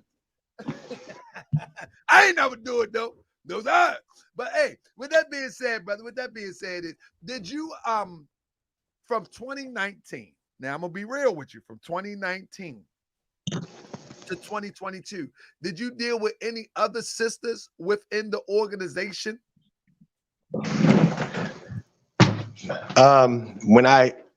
Before I joined the Enforcers with Black Panther Party under Malik, I actually had dealt with a sister that I introduced to the movement before I actually even moved to South Carolina. So Crystal was the first revolutionary Panther that I had actually had like those type of dealings with. And she's the last Panther that I had dealings with. But I have, since I had my own formation, I have had 2 deals. So since I've been in the movement, I had 3 dealings with 3 Panthers. Yeah, 3 Just to dealings. answer your question. Yes, I've been with 3 different Panthers since I've been in the movement since 2019. And are you with one now? Because you got an iconic picture on your screen right now. Yes. Yeah, very iconic. I am currently in a very serious relationship with the activist. Thank you. I love her. Hold up. You gotta look in the camera. You ain't gonna be off camera talking about I love her. Now you gotta talk to the people. Go sip it all the way out. Yes, I am involved. Yes, I am involved with the. Go sip it all the way out. You know what I mean? Go impact this demonstration. So yeah, yes, I am involved. Yes, at this point. Bust your back your head. You better say it. Tahaka Bay, say it. Make them say it, Tahaka Bay. I got you, sis. At this point, yes, I am involved. I am in a serious relationship, unlike sexual relations that I have had with other revolutionaries. I am in a serious relationship with this queen, and she is an activist. You better say it. You better say it. Yeah, so she's an activist. Bam, bam. But but the moral of the story though, Tahaka Bay, man, is that what I do want to say is, I appreciate the movement. I don't want to be one of those that say the movement described my life. I appreciate the movement because it got me where I'm at now. Now, I can't honestly say, unlike the young lady last night, Panther is in me, and I'm a former Panther. But that ain't a stamp that I want to wear anymore. That's not nothing I want to tote anymore. So hold up, but before you drop it, let me go. I want to go and see what some of the things that you sent me. You sent me. I think you. Let me hold up. Don't go nowhere. You sent me a video link, and I was unable to see it. So let me just scroll back. I just want to see it real quick. I think it was a video link. Do you remember the video link you sent me? It was a sister talking or something. I'll let you explain that. You have to show it to me. Brittany Martin. You said it's about 20 minutes. Start watching. I did send you a video link. That's what. So what happened is once I leave the new like I said, I didn't get a chance to watch it, but maybe you can explain it to us. Brittany Martin. I can. Are you gonna play that video? How much do I need to play of it? Start at 10. Play the video and start at 10 seconds. And start at 10 minutes. Start at 10 minutes on the dot. How much should I play of it? Start it at 10 minutes on the dot, and I'll let you know when to stop. It's just gonna be a brief second. These are people that once I left them, they was going around trying to like gather people together to say that I'm some bad sexual predator, I'm some bad person. So Brittany just was one of those people that were the first ones that actually see reality and be like, you know what? I'm not gonna be another one of those women that destroy another strong, powerful black brother. Right. All right, give me 1 second. Start it right at 10 minutes and you'll get exactly what you need to hear. That's way over here to me. I'm over here with the black person. Now, when I talk about the black experience, that brings the gays together, that brings the trans together, that brings the whole body together. So this bullshit y'all doing, y'all dismantling us before we even get started. Y'all anyway, because mixed sisters, we rocking, we gone. We off to the moon with this shit. You feel me? But it's fucked up that y'all cannot respect. Hold on, what they say? They said you have to respect all our people. Exactly, man. Respect over all. Overall, respect. This is gonna get good. Straight pride people. Respect the gay pride people. Respect is key. And that's what I've been saying in this group. And I keep saying it. It's about respecting one another. And if we can't get that down, how can we go out here and teach and preach to our motherfucking communities about unity, about love? And we can't get it right amongst each other. This ain't what mixed sisters about. When I tell you this ain't about what my organization represent, this is not us. I'm pissed off that I'm even a part of this shit right now because I'm better than that. And yeah, and I'm going to sit here and say that I'm better and I can walk in it. Yeah, I'm going to have to put myself above on this one. I'm better than that one. Better than that one. My organization is better than this. We don't even roll like this. We come from the hood, but baby, we know when to turn that shit on, when to turn that shit off. We know when they get business minded. We know when to get spiritual minded. We know how to hold them and we know how to fold them. We got time. This shit right here. You would not put a bad label on us. What's she talking about? Hold on, I'm gonna get there. Here you go. What are you talking about?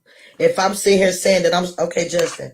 If I'm sitting here take saying it up a notch. Take it up one notch. It's saying that we stand for the black experience. Does that not include LGBT? That's even if a child of mine go gay. Go to the start at 10. Yeah, take it up one notch. Mother. Go stand for all black people. If I say I am standing for black empowerment, how do you take and twist anything else out of that? How can you sit here and take my statement and say, well, she doesn't stand for the gay people? But people won't work them. I did start at 10. I ain't here with you. Goddamn, Damien. Your little gay ass. Is that the one I'm just arguing with in that group? You, I have no respect for. Every time I see you, you're a bitch. Brother, I'm missing the point, brother. I started at 10. Okay, go. Maybe you need to go a little bit before the 10. Or in a nutshell, this video explains. I didn't shot here, shot there, shot. Now Darks is getting shot from here. If it is brought to the table. My gayness ain't got nothing to do with this shit right here. Okay, go a little further. Go a lot further. I'll stop you in the right spot. This is huge. Shit. He is comfortable with his shit. He's on that shit like, yeah, I'm a gay brother. And I'm comfortable and I'm fine with it. She ain't saying you gay, is she? Who's she talking about? What's going on? No. She's actually making an apology to me. We're the revolutionaries. You understand? We all good. Leave it like that. All right, let's just leave it like that. Because at the end of the day, Let me ask you. I'm coming for that ass. What I'm saying is, so you saying she made an apology to you? So Can you what this just tell us video about- was, what this video was about, it has a section in there where, so after I leave Malik Nim and leave Crystal Nim, and you know, now all these women is plotting and saying that I'm this and he touched me here and he made a pass. Now all these allegations is flying everywhere. So Brittany believed all that. She was one of those that was like, I can't believe you just left this queen in Tulsa, Oklahoma. You should go back and get her. She was one of those encouraged me to go back and get her. Make a long story short, Brittany was one of those that said and was one of the first ones to acknowledge that all these queens is saying KingJay did this and KingJay done that, but y'all showing me y'all text message. It's like y'all harassing KingJay. And Brittany apologized to me because she had cussed me out and did all the things that everybody else is doing and that the new Black Panther Party have everybody else doing, making me look like the bad person. And she just went live and wanted to apologize, you know, to let it be known that these people is trying to slam this man. They're trying to R. Kelly, Bill Cosby, this brother. Michael Vick you. Yeah, they trying to R. Kelly, Michael Vick, Bill Cosby, this brother. So that's why I sent you that video, because I respect that queen right there, man. I respect that queen stepping up. She's the one, for me as a black man, I can say that was a sister that stepped up and said, you know what? I see what they're doing to you. Did you ever mess with Brittany? Later after that video was made, about man, you're a horn dog, man. About like the European. So yeah, you know, me and her did have dealings. Shortly after that video, you know, Brittany was one of those like, you know, hey, they got threats on you. They tell me what they're gonna do to you. Hey, I got a hideout spot for you. So she was my hideout. Brother.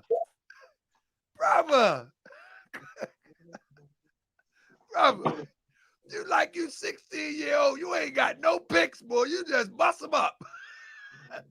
Here, come on, sis. I can take care of you. Come on. You need to cut that out. You get some, you get some. Everybody gets some. You like Oprah Winfrey of the pimps. I'm just joking. I hope sister. Hey, but you know, brother, I like a sense of humor too, man. But Lord now, hey, everybody stop. He's giving his life to the Lord. Everything has changed now. Brother.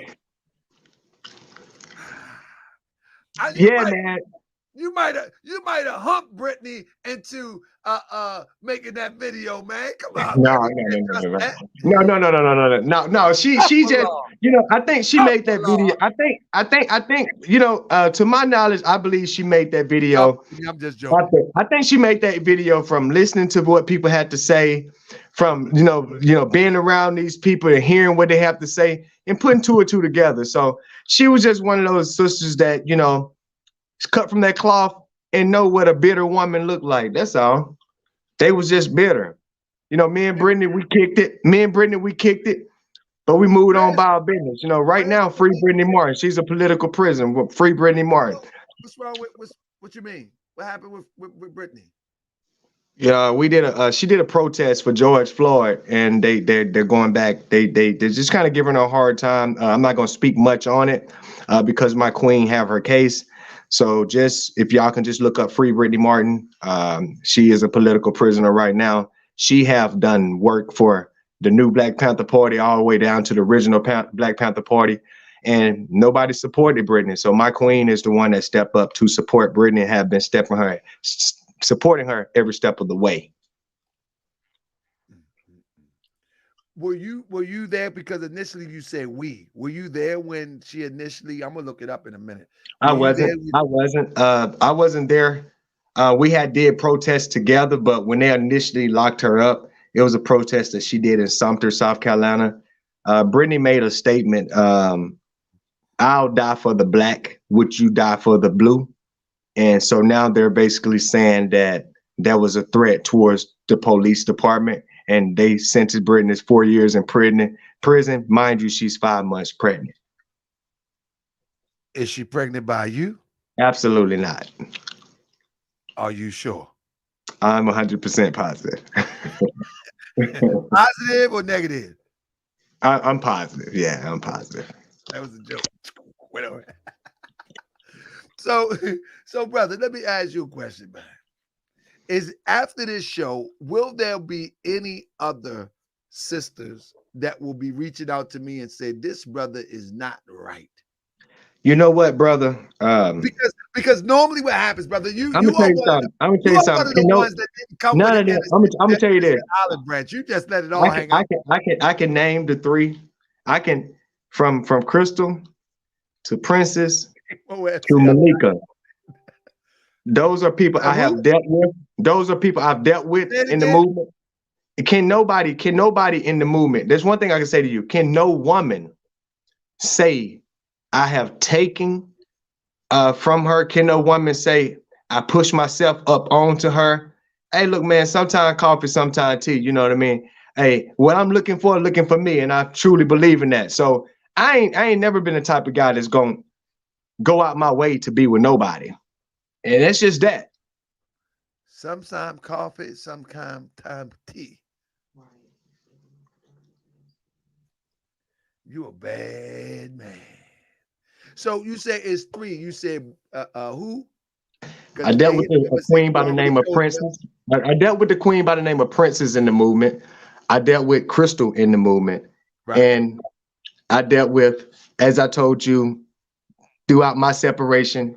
Okay, I'm gonna be 100%. Brittany, Crystal, a chick by the name of Malika, that had joined. That's not the Malika from Philadelphia, is it? No, she was a chick that had joined out of Charleston. That had joined. Queens, you be calling them queens and chicks. absolutely. But actually, queen is not a statement. If they do their research, if they do they get to the real history, they don't want to be called queen. But you know, this was another. I'm just playing. This is another female that I was dealing with, you know, and so you know, I have dealt with, you know, not even a handful, you know, of chicks in the movement. You know what I mean? I've never. I go for what I want, you know, not what I can get. You know, that's just always been me. Why when I was looking I don't feel that if a man's in the movement, I don't feel he's permitted not to. I mean, you want to deal with people that's like you. You want to deal with people that's on the page you on. You want to deal with people that have the same interests that you have. But what I learned as a leader is in this movement and in this fight, and I can say where I'm at today, and to give this advice to anybody that's building, that's in the movement. If you're not for real about that sister, if you're not trying to make this sister your queen long term, man, it's not even worth it. Especially if you're trying to be a part of an organization, a group, or whatever. It's just not worth it, man. It's more headache than progress. You know, it's more failure than progress. And so I can honestly stand here today and say that, you know, it was all a learning curve, man. It was speed limits, speed bumps, yield signs, stop lights, caution lights, you know, curves, ups and downs, you know what I mean? But I can say today that I have developed it, and a lot of this have developed me to the leader that I am today. Well, somebody in the chat earlier, they wrote that that you was kicked out of North Carolina, or was it South Carolina or something like that? Again, those are people that's just against KingJay. There's people that's listening to these false allegations. First of all, ain't no man out here. They basically saying, and then this is why they saying I'm kicked out, that I have 13 sexual assaults, that I'm known for dealing with young females, that I'm a sexual predator. Look, I have full custody. It's been a year and 3 months since I have had full custody of my 5-year-old son. Can't nobody, and if you check my background, it's flying colors. I've never did any jail time. I've never been convicted of any crime. So you know what I mean? Like, and so with these people that's holler that they abandoned me from South Carolina, whoever you is, you ain't nobody. You know what I mean? You couldn't move me with a motherfucking with a bulldozer. You couldn't stop me. Are you from South Carolina? I'm not from South Carolina, but whoever talking, they couldn't stop me in traffic if they had a stop sign.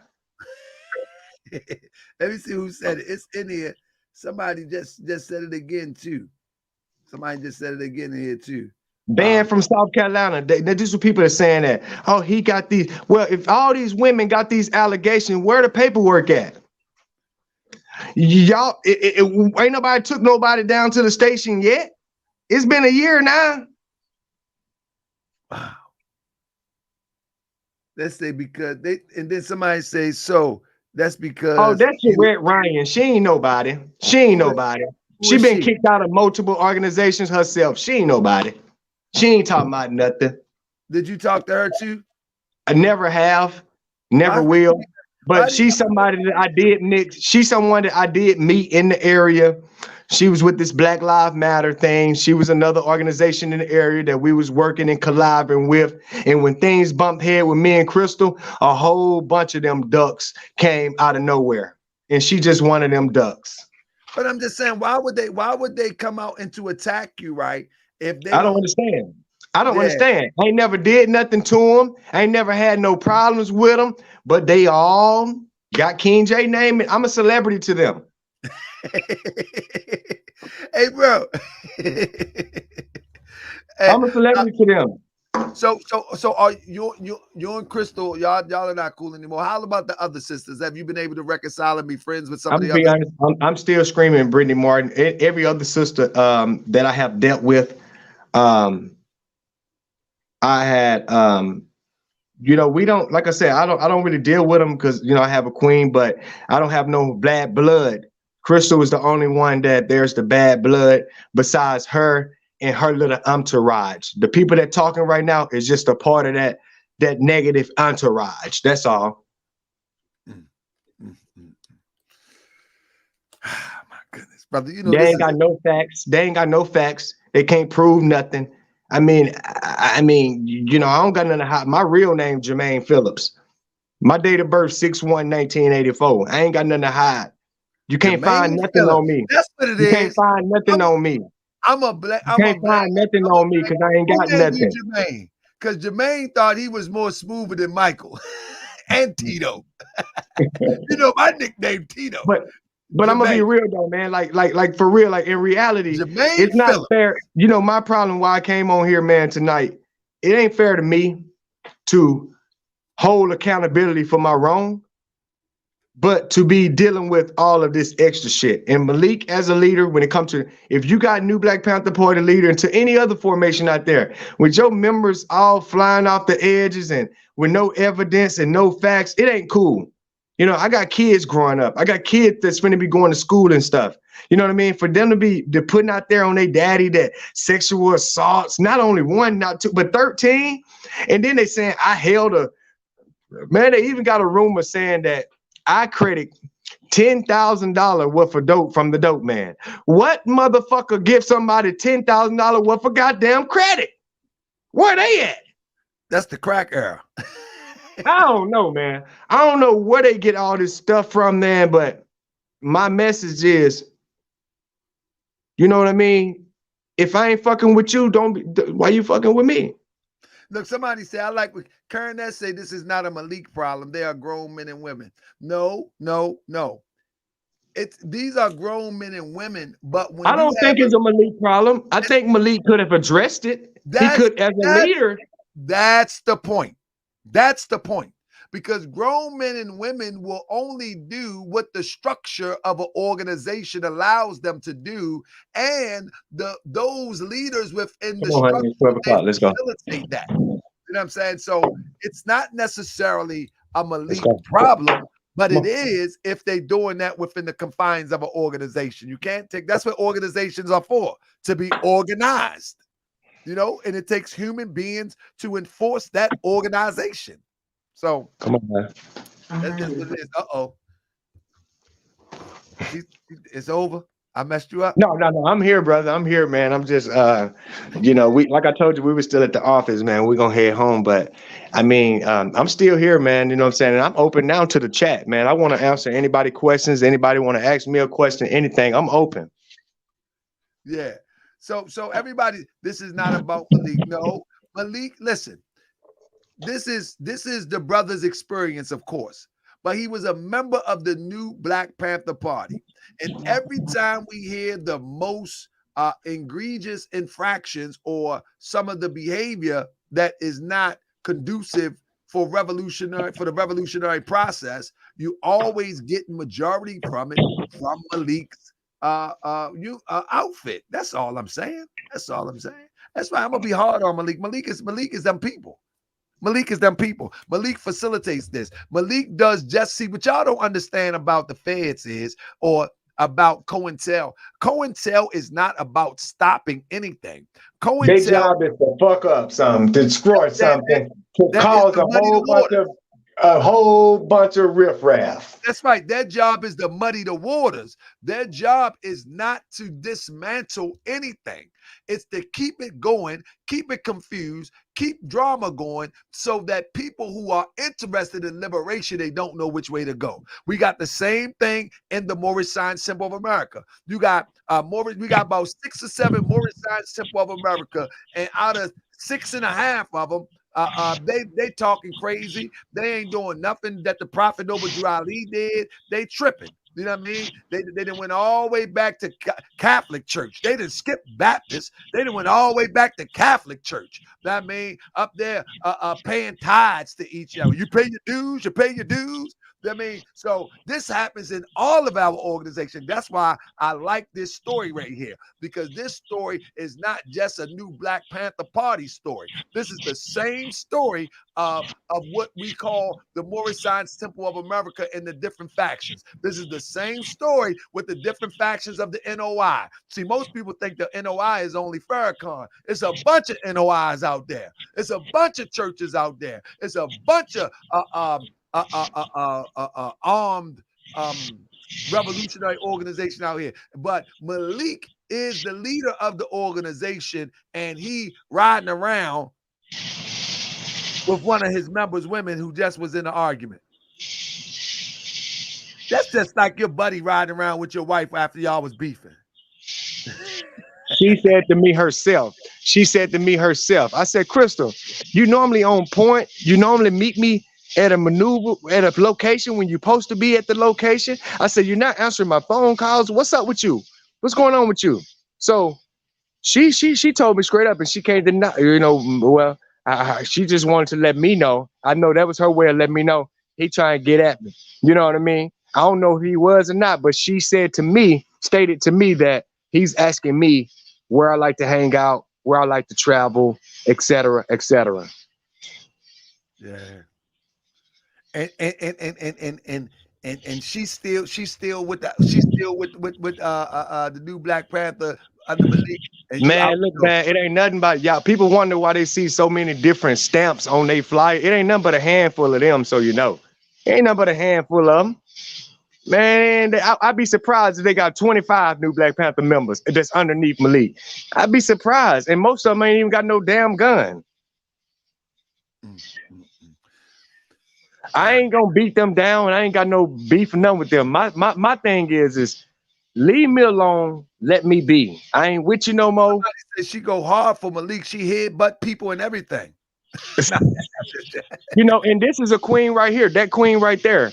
I wanted to link with this queen, the same queen up there. I wanted to link with her, work with them, and get going with them. And Crystal is another person that tried to plot this, give her a whole bunch of spoiled milk.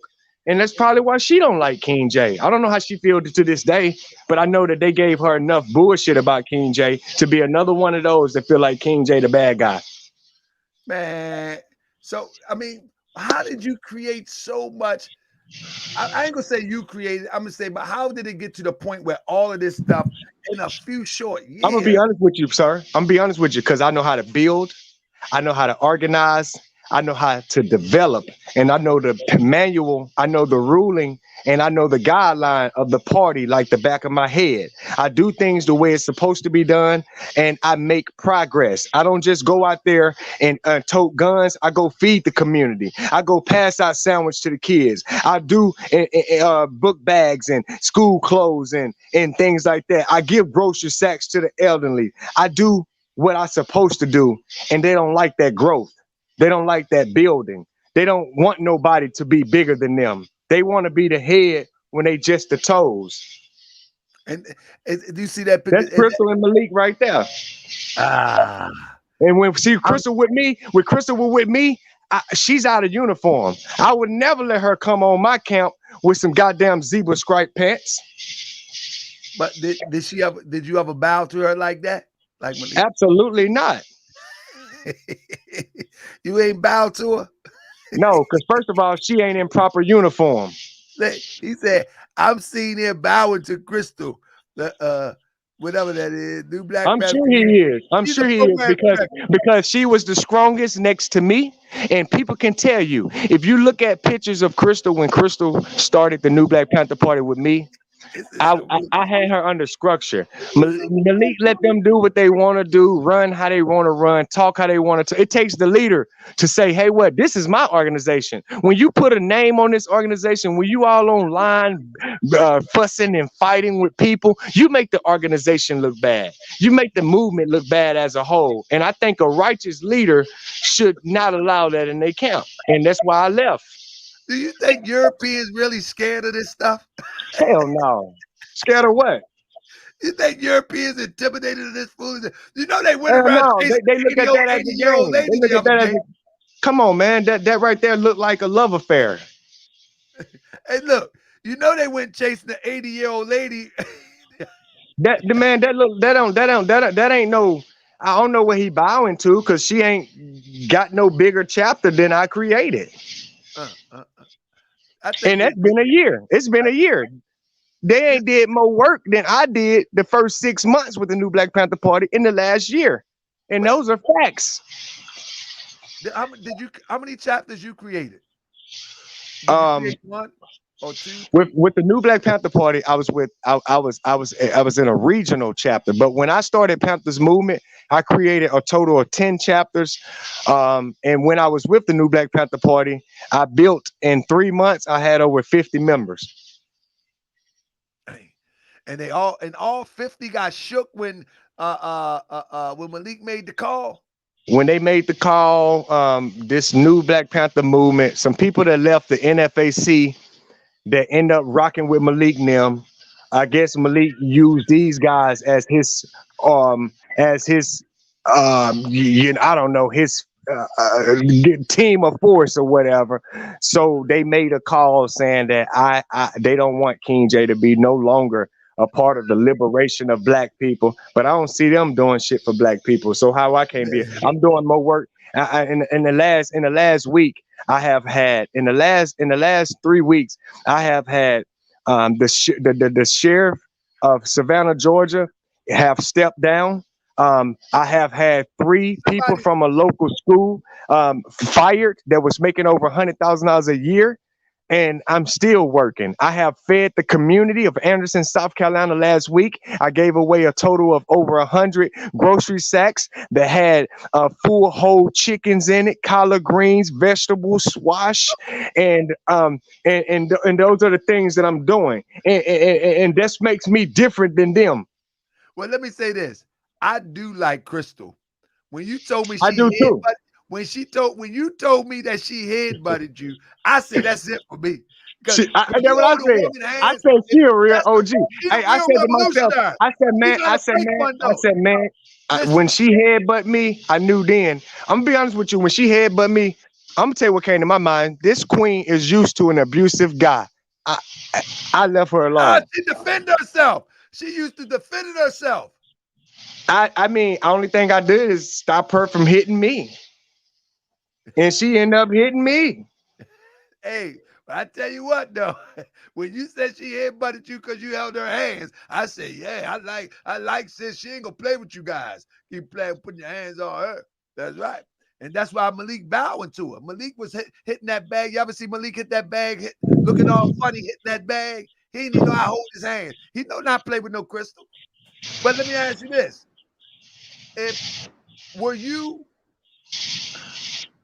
Maybe you can share with me some of this stuff because you on your way out the door. Go on, let it on out. No, go ahead.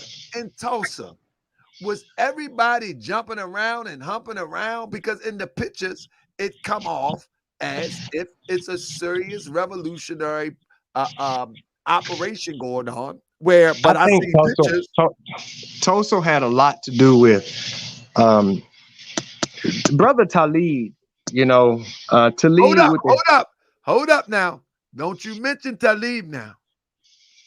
That's my guy. Talib is somebody that wanted to bring the movement together. All right, Talib is somebody that wanted to do a Black Power Summit and bring these organizations together. Talib is the one that put together the forward plan of everybody coming together, and they took Talib's idea and gave him the bottom of the toll pole. But you know, Grandmaster Jay used to take his words and ideas. Everybody take his ideas, and that's why I'm glad he got his website up. I'm glad, you know what I mean? The only thing I'm upset about that is I wish he would have pulled out earlier, because now it seems as though that they got a tag on him, but he'll get over that soon because they do things respectfully and honorably. Yeah, and I'm gonna be honest. Most leaders that most people that have an organization right now today, when it comes to a Black Power movement, is people that have left the new Black Panther Party and went on their own. Absolutely, but a lot of those movements have tags on them for running with Grandmaster Jay, though. You know what I'm saying? And so this is I never met him. I don't know anything about him. I just know ain't nobody never done it at the level he have done it.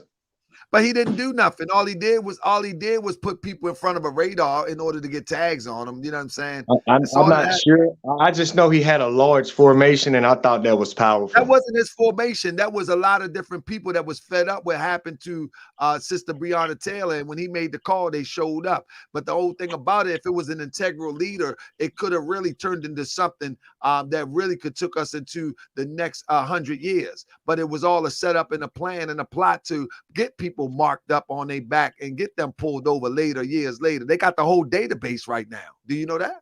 I'm gonna tell you, man. I was at a friend's house, man. Believe it or not, and I'm gonna be real with this story. I was at a friend's house, a business partner of mine, and we heard a knock at the door. And that knocked at the door. One of my partners had he had been at ISIS for 2 years, trying to escape from Jamaica. They end up catching him in the water. They left him in ISIS for 2 years. I was one of those that wrote a letter of recommendation for this guy. This guy fought to get out of ISIS for 2.5 years, and he ended up getting out of ISIS. So here we go. We hear a knock at the door. This is like recently after I left the new Black Panther Party and started building my own organization. We heard a knock at the door. My guy, he went and ran in the garage. He thinking it's immigration. We like, hey, you legit. You don't got to run no more, bro. They let you come back, you know? And so something told me, hey, KingJay, go sit on the stairway. And when my friend opened the door, I heard them say my name, but I didn't move. When my friend closed that door and came back to the stairway, I said, what's that? He said, it's the FBI. I said, huh? He said, it's the FBI. They left this card. They looking for you, KingJay. I said, the FBI looking for me? He said, yes, this is their card. I looked at the card and it said, FBI terrorist squad. Good. I called these people. I called them. I said, hey, look, man, I don't know what's going on, but I heard y'all looking for me. I went straight to them. They said, when can you come down to our station? I said, come down to your station. I said, what am I coming for? They said, we got an anonymous tip and we need to speak to you. When can you come down here? I said, man, I can't come today. I'll be honest, I was kind of nervous. I said, I can't come today. I'd come tomorrow. And I went down there the next day. That man said they got a phone call saying that I was in Rock Hill, South Carolina with the gun. That's the picture. That's the video I sent you with me walking down the street with the rifle. That video right there. They said that we got an anonymous tip saying that you're going to shoot up a whole bunch of polices. I said, I am Panther. I said, I'm Panther's movement. I said, we're not a racist organization. I said, we're not a hate a white man or black man organization. We are an organization that believe all power belongs to the people. I don't got no problem with law enforcement, but I hold them accountable. I hold them accountable. And I'm gonna tell you something, man. That FBI agent told me, I told him straight up, I said, man, I already know who sent you. I said, I already know it's people from the new Black Panther Party that probably sent you my way. I said, but I ain't even worried about nothing they talk about. That FBI told me, don't underestimate anything that they say that they will do. He said, don't underestimate them. I went on by my business and I ain't had no more problems. But I will be honest to say that they came directly to me. And I don't know who sent them. I had a feeling that that's who sent them, because didn't nobody know where my business partner stayed at. Ain't nobody never stayed at their house with me but one person, and that was Crystal. Crystal ain't sending them people. She a revolutionary. I don't know. Hey, I'm not saying she did. All I know is she the only person knew that address. That's all I'm saying. I ain't saying the queen did it.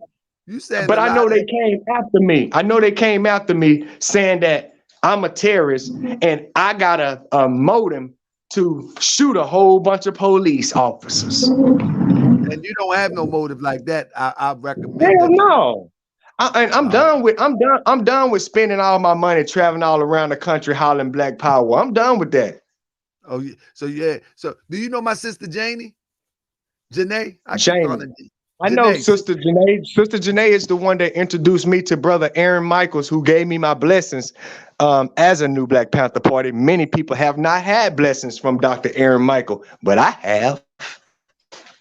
Okay. The reason why I asked you that, because Sister Janae, she always come on the show, and I didn't see her hit the link tonight. So you might be in a safe space, because Sister Janae is known to hit that link and say, now let me tell you something. Now let me tell you something. So she didn't hit the link tonight. So you might be okay. Sister Janae was one of the people that really encouraged and supported me and Crystal when we first started our own branch of the new Black Panther Party. Sister Janae was a huge support system. She was one of the reasons why we even rocked with Malik in the first place. So Sister Janae was good to us. The problem with me and Sister Janae, she ended up her dude ended up getting locked up in Little Washington, North Carolina. You're probably familiar with that story. And they tried to say I had something to do with it, which I had nothing to do with. Why would they say you have something to do with that? I never heard your name. Well, you know what happens is that we go to Little Rock. There's a performer that's performing down there. I went down there to be this guy's security, to keep the other branch. I ain't gonna say no name. Another branch of new Black Panther Party members. Malik told me to make sure that they don't get close to him and that they stay back from him, and that's what I did. Now, some of them did go close, and I ain't gonna say I draw down on them, but I let them know that they had to get back because I was handling my duties. And after that event, when I got the artist back in his car and escorted him back out of the parking lot, I went over to the other event. A brother came up to me and he was like, hey man, these people tried to rob me and such. I was like, hey, right now we're on a maneuver. One thing we have in the manual is that don't allow anybody to call a nuisance on your post. I said, hey, right now we're on the maneuver. Why don't you take my phone number? Give me a call later. Well, I guess this brother must have went where Sister Janae and Atbar and Sister Janae better half, Stephen Biko, was located. So the Atbar and these people decide, hey, let's go up to this store. Let's go up there. And a few people end up going to jail. At that time, when I got the phone call that these people was getting locked up, I was actually on my way coming back home. You know what I mean? I had no idea that this king had went to somebody else. So in the story, have you been watching the show? We covered that story here. I haven't been watching the show, man. What made me watch when I first started watching your show is when the Freedom Fighters first came on your show. Brother CC Charles Kent came on your show. That brother right there, man, he tried to reach out to me, man, and he tried to work with me. and I annoyed that brother, and I put him on the back burner, and then me and his brother end up coming into a formation together at Ahmaud Arbery conviction case with the Ahmaud Arbery, the people that killed Ahmaud Arbery, and I got a chance to meet Brother Charles, and lately he came, and after that he came on your show, and what made me be more and what made me and him and draw us closer is that they said that there was a hit out on me if anywhere that I'm seen on site, as well as Brother Charles, due to the fact that he went on to Tahaka Bay's show. Good goodness, Tahaka Bay front line. Good goodness. But you know, at the end of the day, Brother Charles didn't say nothing that would cause such an uproar. I think you said more than that, just concerning Sister Crystal, because Sister Crystal, she might come for you. And that's okay too. You know what I'm saying, man? I'm Did to she a point beat you now. up in the room, bro? I'm gonna be honest, man. I'm to a point now, man, to where I'm done. You know what I mean? Trying to. I feel like tonight was a blessing for me to be able to get my. They didn't have these tribunals and stuff like that, and people be hollering and cussing and fussing at KingJay. I never had a chance to talk, and I appreciate a chance to talk. So you had, how many tribunals did you have? A total of 2. I had one. I had a trial with Malik, and then I had what you call a so-called tribunal with a few other people, like Brother Desert Eagle, Brother Ghazi. Desert Eagle. Yeah, some of the members. New to the game. How you have one with Desert Eagle? He ain't been around that long. I mean, I guess that's Malik guy. I don't know. When was this tribunal? That right there was a total about 5 to 6 months ago. Delta Eagle told me, he told me whenever he see me, he want 5 minutes. Desert Eagle gonna put hands on you? Ain't nobody gonna put hands on me, man, because you know what I mean. Hey, listen, I'm a defensive man. I'm not an offensive man. Hold up now, Desert Eagle. He obviously he was upset. You a violent guy, man. Obviously he was upset with me for the simple fact that when we was doing the march at the Ahmaud Arbery in Georgia, the media asked, "Who are y'all?" We had already did our security detail, but Malik wanted to do a Second Amendment march. At that time, I was like, because at first I went there with the Black Power Coalition. We didn't have none of our buttons on separating the different organizations. When Malik wanted to do the Second Amendment march, that's when I told my members, put y'all buttons and pens and pads back on. We Panthers movement, because we finna be amongst the new Black Panther Party and we ain't them.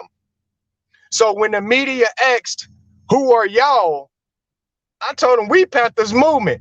They the new Black Panther Party. And that was a problem, obviously. And I mean, I guess another one of the problem was I hit the headlines. I was the one they put on the front page. Brother, do you know when you started this, you said, you used to sit up at night and read all of that about the Panther movement? Yes, sir. And when you did that, brother, didn't it seem so prestigious, honorable, and about true revolution? It really did, because every night, man, I would get me a cold one. I would twist me one up and start watching videos, and it would talk about how to, another thing was a bad thing for me. The original Panthers, they wasn't about black and white. They still all don't know what Panthers are about. And that's why they have the love for the first ones that created healthcare. Yeah, the Panthers ones created healthcare in our neighborhoods. They're the first ones to test for sickle cell anemia. They had their own political schools. They the first ones that created the WIC program. I mean, the Panthers did so much. They did way more. They wasn't a bunch of people that went around and hollered Black Power. They had results. They got results. They was political, economic organization, a civil rights organization. They wasn't just a bunch of people toting guns and marching in the streets. They didn't really believe in that. Somebody in the chat said that you have a whole bunch of children. You say you got a I son. do. I got 9 kids, and ask them, do they want one? Goodness gracious. Yeah, I got 9. I have a total of 9 kids. My oldest 2 is 21. They're twins. I have 2 sets of twins. But what my kids got to do with everything. See, that's what I mean by bitter people. There we go again. When we talk about bitter people, when we talk about people that ain't popping. That's just another hater right there. Yes, I got kids. How many kids you got? What my kids got to do with this? Nothing. I think what's going on is that when you start the show up, you said, you know, I got custody of my son, and it gave the impression that you have a son, you're a good father, and everything like that, and you still rightfully so. I have 5 sons. I mean, rightfully so. You're still a good father. The point of the matter is that it gave the implication that you just had one son. No, I only have custody of one. Yeah, I only have custody of one. Twins by a 20-year-old before she was 20. It's like, oh. You know what? At the end of the day, again, the things that these people talk about is not revolutionary. And whatever leader whoever that is, I don't know who's talking, but see, that's why I step back, because all of that right there is just petty shit. All that right there is just petty shit. I think it's all relative, because if you're unable to maintain a relationship, then I'm trying to maintain a relationship so I can maintain an organization. So if you can't maintain a relationship, how can you maintain an organization? I'm gonna be honest with you, sir. I'm gonna be honest with you. Me myself, I've never, ever in my life ever had a girlfriend. I ain't never had no girlfriend because I ain't want no girlfriend. I just ain't never been there. I ain't never been there. I'm there now, but all your children is by one woman you married to her? I have 9 kids and 6 baby mothers. Good goodness gracious, brother. And 2 sets of you twins. for telling the truth. Yeah, absolutely. You know what I'm saying? I love them all to death. I love them all the same.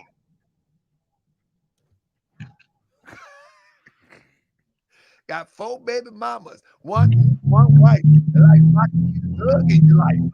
You know, I mean, I ain't got nothing to hide or sugarcoat. I mean, you know. How do you globe-trot the country and be a freedom fighter with 9 children? What is the oldest one? My oldest 2 is 21 years old. You don't have no children. I have a 21-year-old. I have a 21-year-old. I have an 18-year-old. I have an 11-year-old, and then the rest of my kids are younger. And you didn't get 3 of my kids are grown. 3 of my kids are grown. But you didn't get no 20-year-old, 18-year-old pregnant, did you? Absolutely not. I don't have anyone. My youngest baby mother is, I think she's about 25. My youngest. You think? Yeah, if I'm not mistaken, she's about 25 years old. Yeah, she's about 25. My youngest baby mother. I have a total of 3 kids by her, and she's 25 years old. I have a set of twins and a little boy by her. I think my youngest baby mama like 25. Let me see. That's correct. 2 + 8 + 9 carry the 1. Yeah, 25. I'm just 25. So, brother, how are your children doing though? Are they progressing through life? Or my kids are good. My kids are great. My oldest 2, they have great careers. They make way over, you know what I'm saying, $16, $17 an hour. They live in Dallas, Texas. Their mother's a nurse. All baby mothers are in the law in the nursing field, but one of them, so one of my baby mothers is a school teacher, happily married. My next baby mother, she's a nurse, a certified nurse that's happily married. And my youngest baby mother is the one that's not married, but all of them married and women of career and educations. How are you able to traverse the globe and be a father for 9 children in the same process in the last few years? How are you able to do that? Well, how I do that, is I've been in South Carolina majority of the time of my time in the movement, where my youngest kids are located. Okay. What I normally do is I send my kids. They come out. They come where I'm at. They'll come out to me, or I drive out to them. Um, I've never been the dad that I've always been that type of person that I'll put some gas in the car and I'll bust that move. So I don't have a problem with hopping in my car. Just like I can go on a maneuver, I can go down that road and see them kids, and that's just what it is. Somebody also in the chat says that Sister Crystal was married while you was with her. Is that true? You wouldn't do that, would you, brother? I'm not sure what she had going on. All I know is that we had dealings. I ain't never asked her about her husband. I don't Oh, even she ask do her. have a husband. I mean, I've heard she had a husband, and I'll be honest with you. I think she's mentioned that before, but they were separate. I'm gonna be honest. When Krista first came in the movement, I could tell that this was a woman that I didn't couldn't put my hands on it, but I could tell that she was looking for a source of power. I could tell Right. that. Yeah, I could tell that immediately. Goodness, I'm just looking at the chat. Let me see what else they got. What else y'all got in the chat? Because he said he gonna go with the chat. Yeah, I go with the chat. I got answers. I got Oh, Crystal said. I said Crystal said. New Black Panther Party of self-defense DC. She said my house was bugged.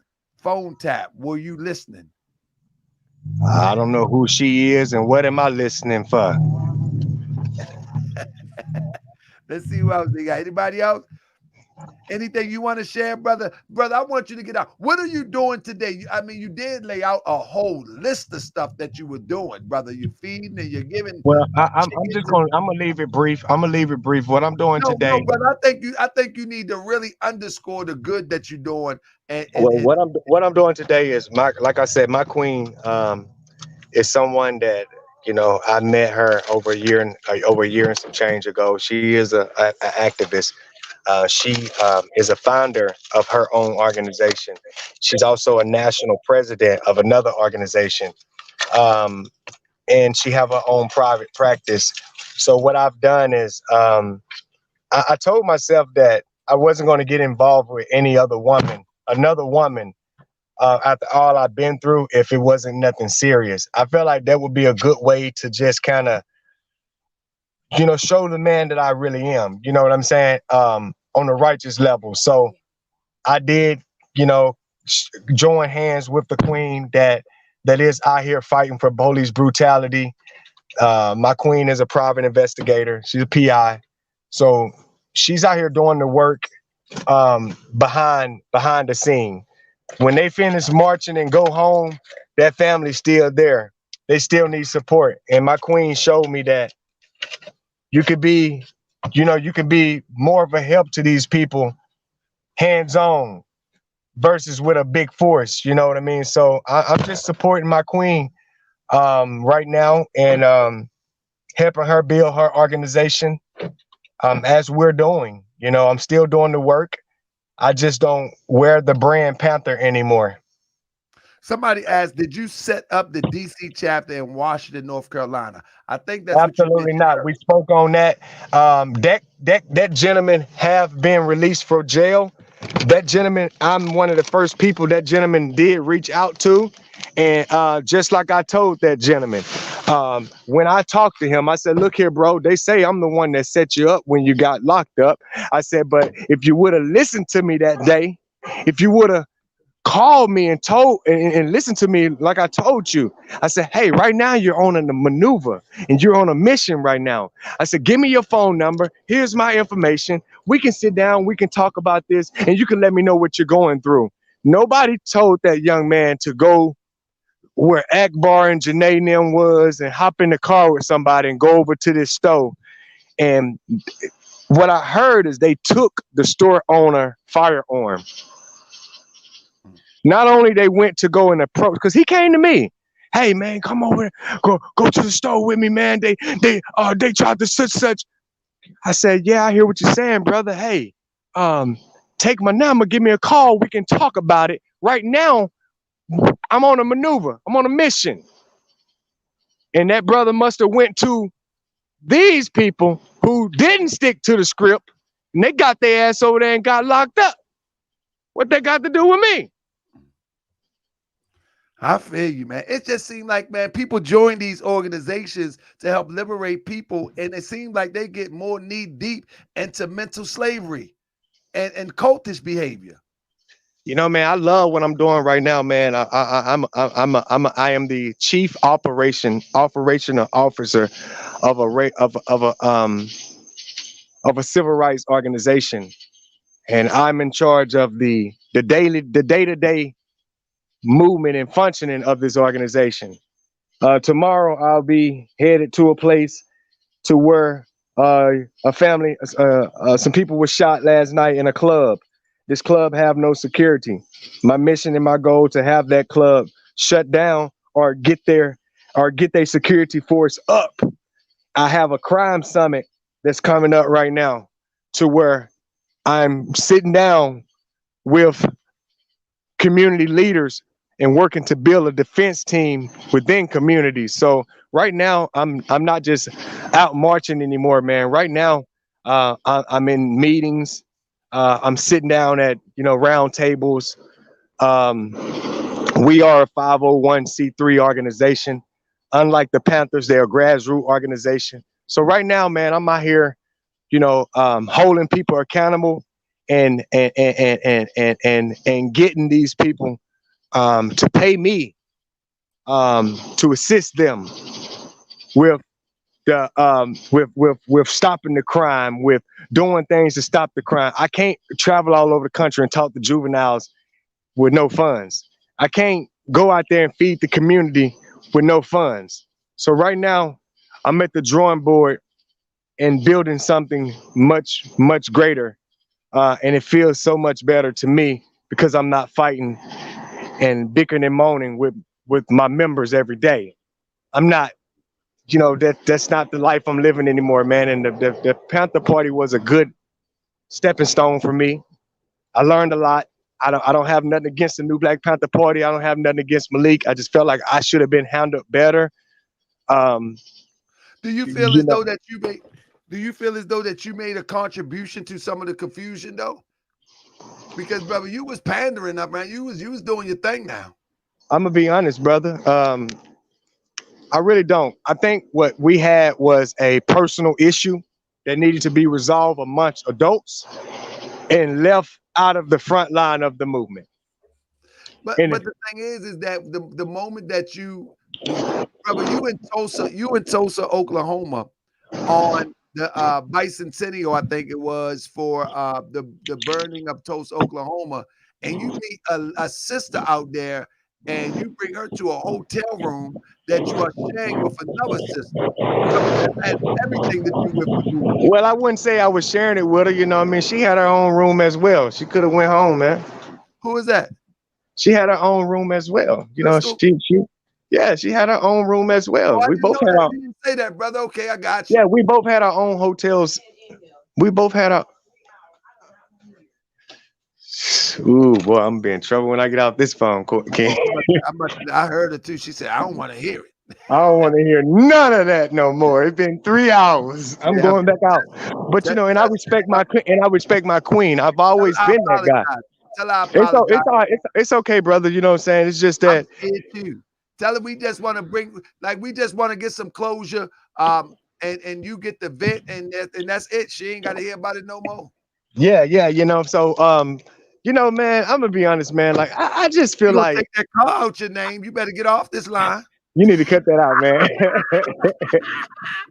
Hey, man. Hey, I got them things sitting right over here now, man. They sitting right over here now. I ain't worried about none of that. Hey, but look, for real though, you gonna be riding around. You be riding around. Mr. Bay, I'm gonna be real with you. Mr. Bay, I'm gonna be real with you. I want to make it clear that I'm not one of those that came on the show to stir up no mess. I'm not one of those that came. I'm one of those that came on the show to just say, hey, we all done fucked up. I mean, we all done effed up. We all done made some bad decisions. We all done went the wrong route. And what I want to say, my message is that my past, nothing that I did in my past is righteous enough to to deter me or to disqualify me from my future.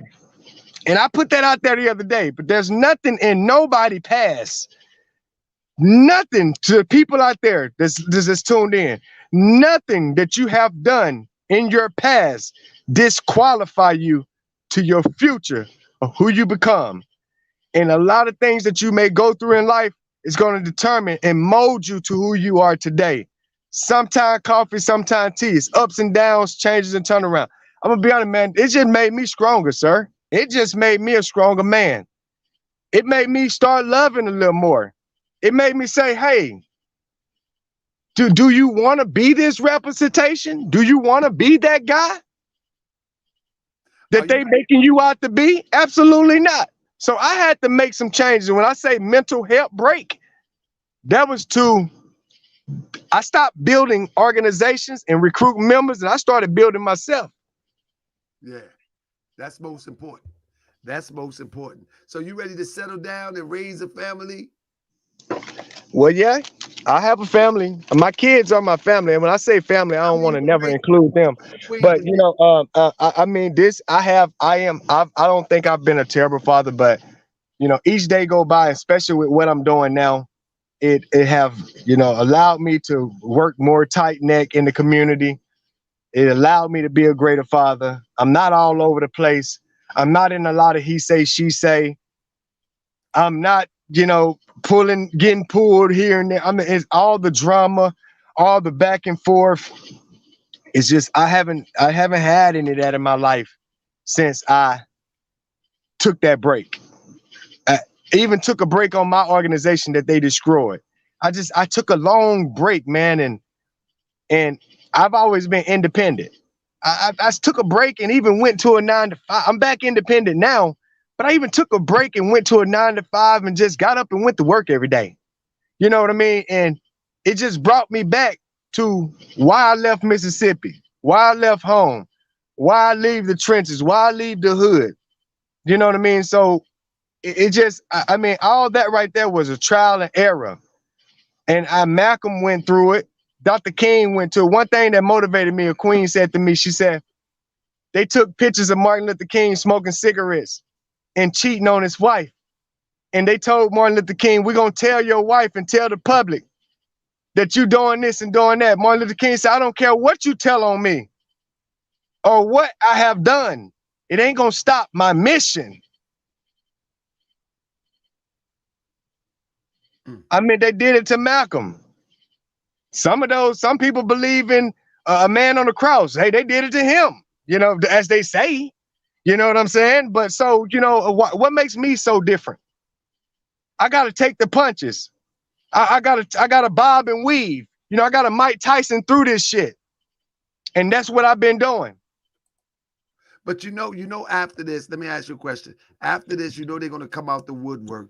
Would you face anybody that come out the woodwork and say absolutely? As long as they can put it in, as long as they got facts, as long as they can be respectful, long as you can be respectful. I'm gonna be honest with you, sir. Anybody, I'm talking about somebody you've been respectful, and I think you. Anybody, and I've always said this, and to anybody can say, I still say I don't have no problem with Malik. I don't have no problem with Crystal. Yes, we went through some things. But I wish we could have been more of a nation about it. More of this is a learning curve for all of us about it. I wish we could have overcame these obstacles without all the drama and the he say, she say, doing everything, defeating the purpose of what we stand for. Absolutely. I mean, we beat each other down, bro. I mean, come on, brother. Talk. You might not like what I said, brother, but talk to me. Because you ain't talking to these white boys. You ain't trying to. You ain't telling these white boys you're going to smash them on sight, but you talking about what you're going to do to me, though. Absolutely. That's my problem. Why didn't you join Crystal Muhammad? I didn't really know her at the time. I met Malik first. I didn't know who Crystal was. No, I lied. I did meet Crystal. I'm about to put her back on. I met Miss Crystal. I met Crystal Muhammad, and I was going to join Crystal. but we just wanted to keep doing our own thing. What made us join Malik is because Malik was showing all these different formation logos and people that was coming united with them. And we felt like we was on the path of being another one of those organizations. At the time, he had Fred Hampton, Harry P. Newton, this organization. I'm like, oh, he's bringing people back together in unity. He's bringing all these organizations together. But I learned in the long run, hell, he got to have all these organizations because they so damn small. That's right. That's right. He got a handful of people acting like he the big, he the little midget from Wizard of Oz, but with the big horn. Come to the wizard. But Crystal did tell me, Crystal told me, KingJay, you're doing good with what you're doing. She never denied me joining her, but she did say to me, if you join Malik Shabazz, it's not going to last long and you will feel used in the long run. And I can honestly say, I wish I would have listened to Miss Crystal. I wish I would have heard her out because she told me that he was going to use me up and throw me away.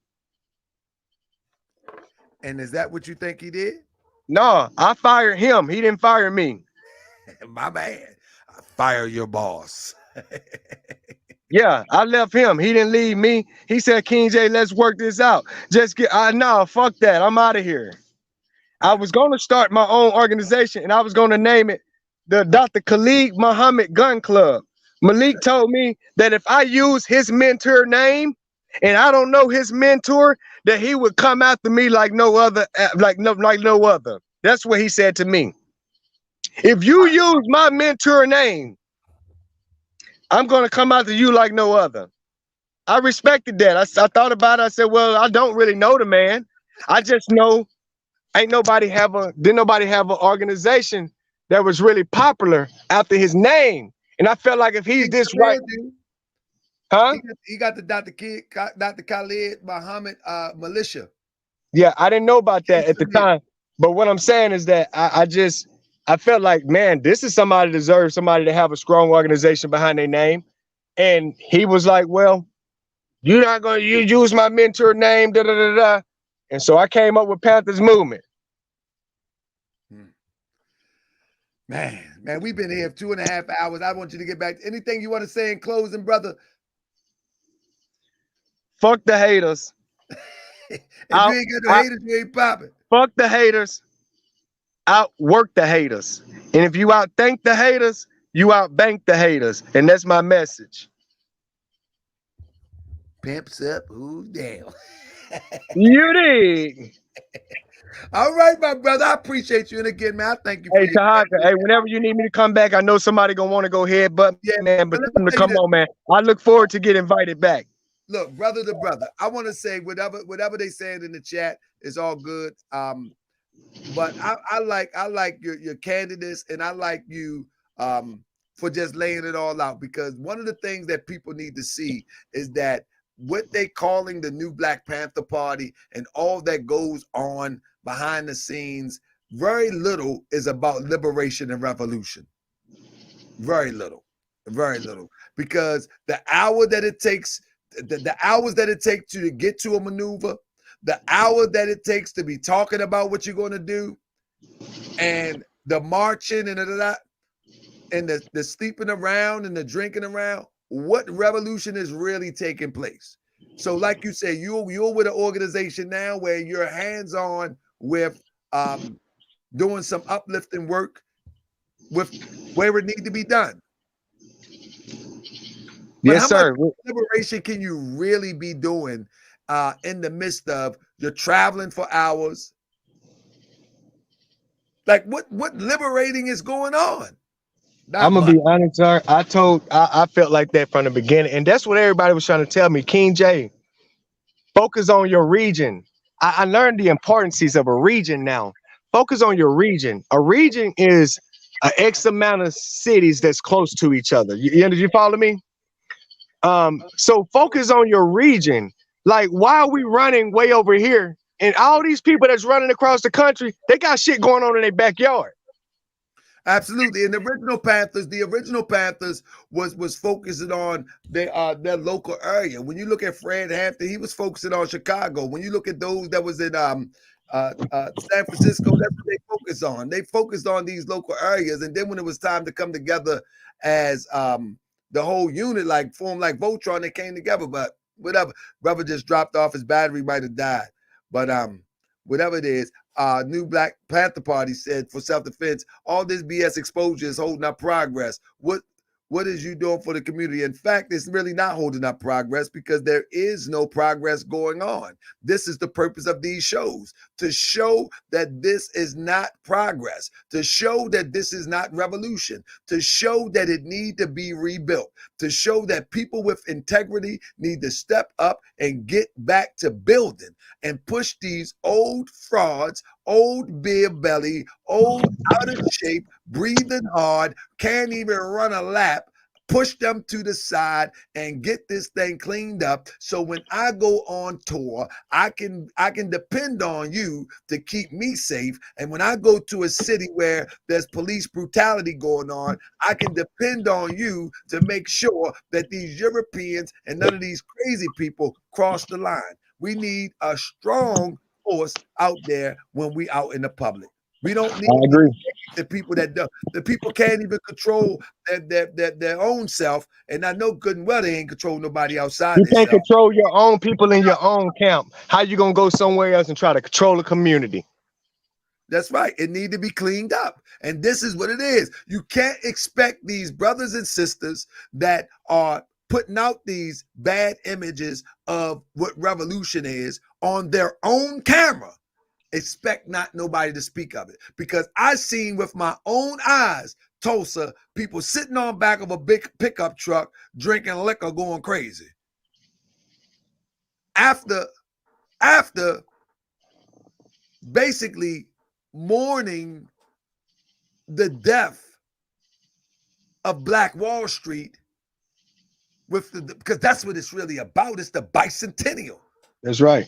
And when I got nominated for the Commander of the Year, they didn't like that, man. People didn't like that, how I just left them, and now he's getting nominated for the Commander of the Year. Like, I put in a lot of work in Tulsa, man. You know, I ran that organization from that formation from the front to the back. I'm the one that dressed the people. If anybody hear any video, you hear people say, watch those videos, the voice that's saying, keep my line tight, dress right, dress. Keep this formation tight, tighten up, double time. That was me. I was the smallest, but I ran that. I helped run that march. You know what I'm saying? Like, I helped run that march, and I got recognized for it. And so my organization was growing so tremendously, like they had no choice but to come tear it back down. Do you have any daughters? I do. How many daughters you have? I have a total of 3 daughters and 4 sons. 3 daughters. Brother, you should bring it to yourself. Did you ever thought about apologizing to any of those sisters? I'm gonna be honest with you, brother. Because you got daughters. I don't. When you say those sisters, what do you mean when you say those sisters? Because I haven't. The three that, you know. No, the 3 that I've dealt with in the movement. No, I don't, because, you know, Crystal, I dealt with a queen by the name of Princess when, you know, she wasn't in the movement, but I was in the movement, and she eventually wanted to join the party. I don't owe her no apology because she ended up started dealing with another one of the members. You know, I found her car at his house, so I ain't gonna get into that. The next chick was Crystal. Crystal tried to destroy me. When I tried to be solid with her, and she can't say that I haven't came to her before we got to where we were. You know, me and Crystal, I never really hid nothing from her, none of that. We had what we had, and it just ended rocky. You know what I'm saying? But it ended with a lot of hate, not on my behalf. You know, last time I seen Crystal, I said, "Hey, what's up? What's up? How you doing?" Woo, woo, woo, woo, woo. You know what I mean? It wasn't none of that salty stuff. You know what I'm saying? I have even defended Crystal. I have had people to say, Crystal's Malik right hand right now. I said, well, hey, who you think trained her? I trained her. So of course she's gonna do great. She's my protege. So of course he gonna bow to her. I trained her. When I say trained her, I mean she my recruit. I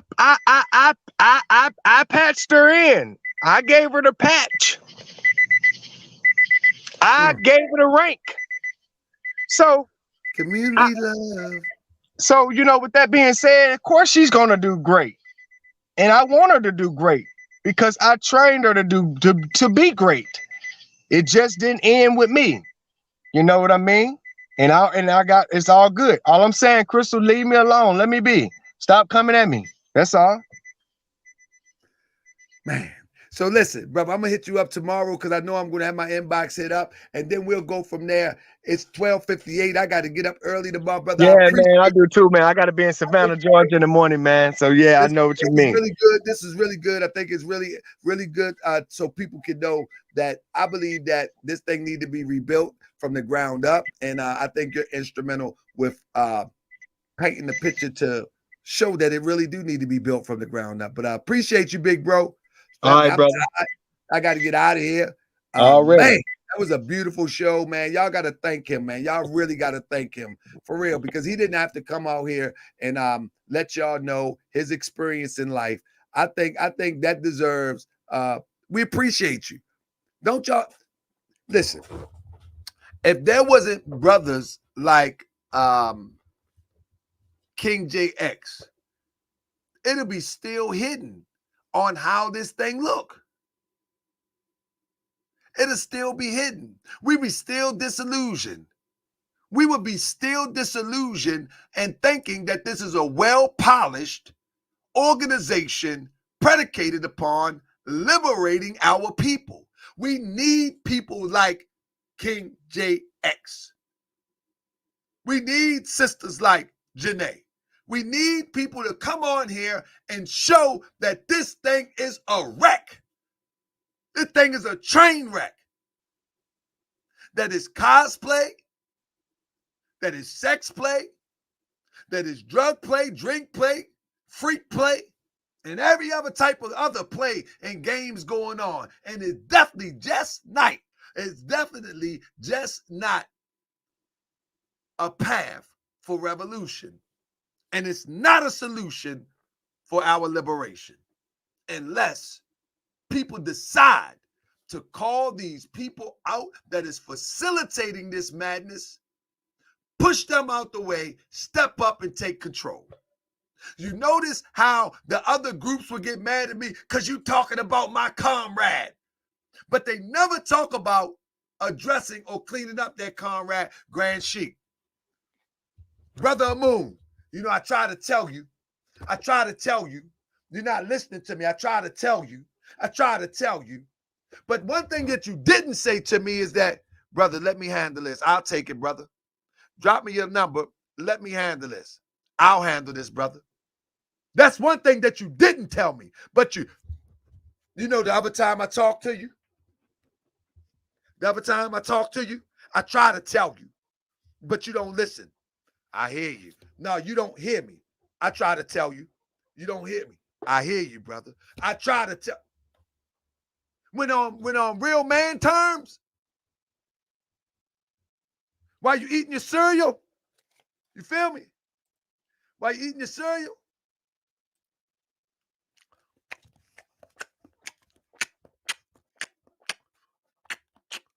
brother, talk about it.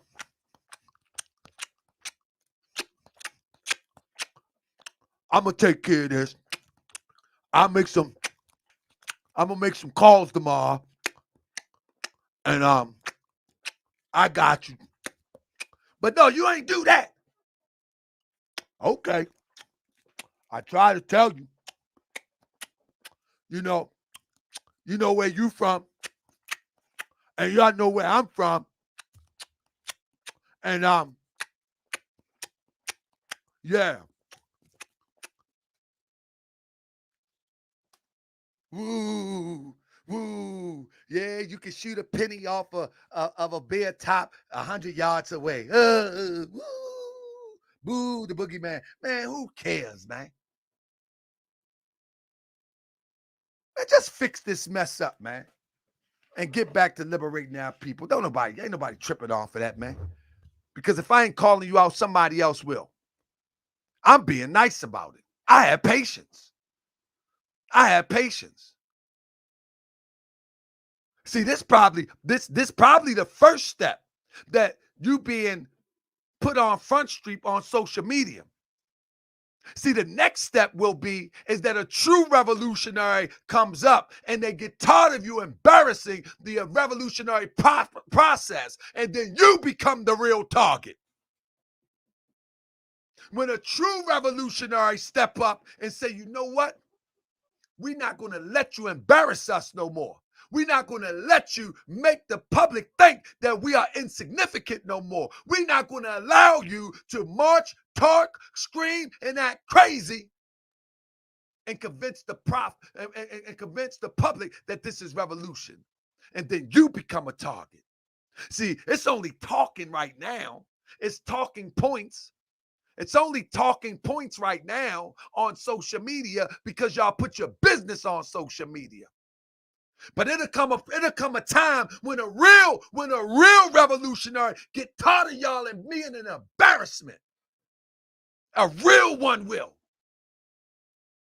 They got the same weaponry that you got. They got the same tactics that you think you know. They got the same stealth that you think you have.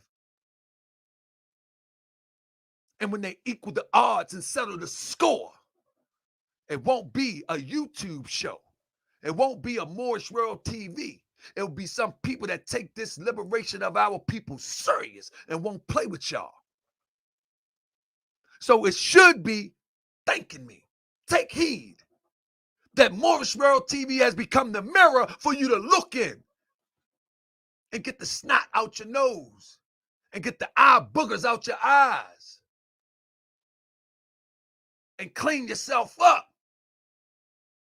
And go back with your chest out, with your uniform pressed. Treating the sister like the queen or the princess or the goddess that she is. And help protect the community like you say that you're really about. That's what you should be doing. But instead, you get mad at a Tahaka Bay over a YouTube show, over something that you are doing. I haven't lied on anybody. Everything that I say, y'all give the evidence by putting your camera up. Come on, man, you tripping. And everything that happens on this show, 99% of the people reach out to me to come on the show. So don't get mad at Tahaka Bay. All right. Don't get mad at Tahaka Bay. The rabbit got the gun, they say. That's what they say. You dig? Hold up. Get my song right. Because y'all play too much, man. Y'all play too much. Thank you for joining me, family. We might be right out. We might be right back. What is it? Mess with the Swordsman. Try it. We might be right back. I'm the Hold up. but if you don't. We might be back here on Saturday or Sunday. I thank y'all for hanging out with me all week. You know, we've been here since Monday. I think I did a show every day this week since Monday. Thank y'all, family. King Moab, Jane D, appreciate y'all. Thank y'all for hanging out with me. It was tired. I'm tired, man. Because I work in the day. I come and try to put these things together at night. I was taking a lot of phone calls. I was screening a lot of stuff. I still got 4 or 5 people trying to get on, but I don't know if I'm gonna do it. I think I might wrap it up on Sunday and move on because I think people get the message. But I'm telling you, man, this thing got to be cleaned up, family. It got to be cleaned up. You know what I mean? I'm gonna do the sisters panel. I know next week, but this got to be cleaned up, family. You follow me? It definitely got to be cleaned up. We got to stop playing around. You know what I mean? Didn't I try to tell y'all? I'm the king of this YouTube. Ain't worried about you dudes. Ain't nothing that you do to make me care. But I pray to Allah, you don't take me there. See, I'm the type to get in front this mic and sacrifice. Alright, you the type to get in front the mic and hope you get some likes. I used to back the thing, they go bang bang and boom. The game, my brain cells is a fully armed army platoon, and y'all some cartoons, coons and buffoons. You wanna meet on IG? I prefer high noon. I'm a quick draw McGraw standing on that floor. It's I self, Lord and Master, Allah. See you dumb and you blind, can't see the summer is mine. You better pay attention, the answer's in between the lines. I'm the man still standing, kill them haters single-handed. Had them fighting each other with every punch I landed. Cut the head, I'm quick draw McGraw. This mic and sacrifice. Original people, I told you.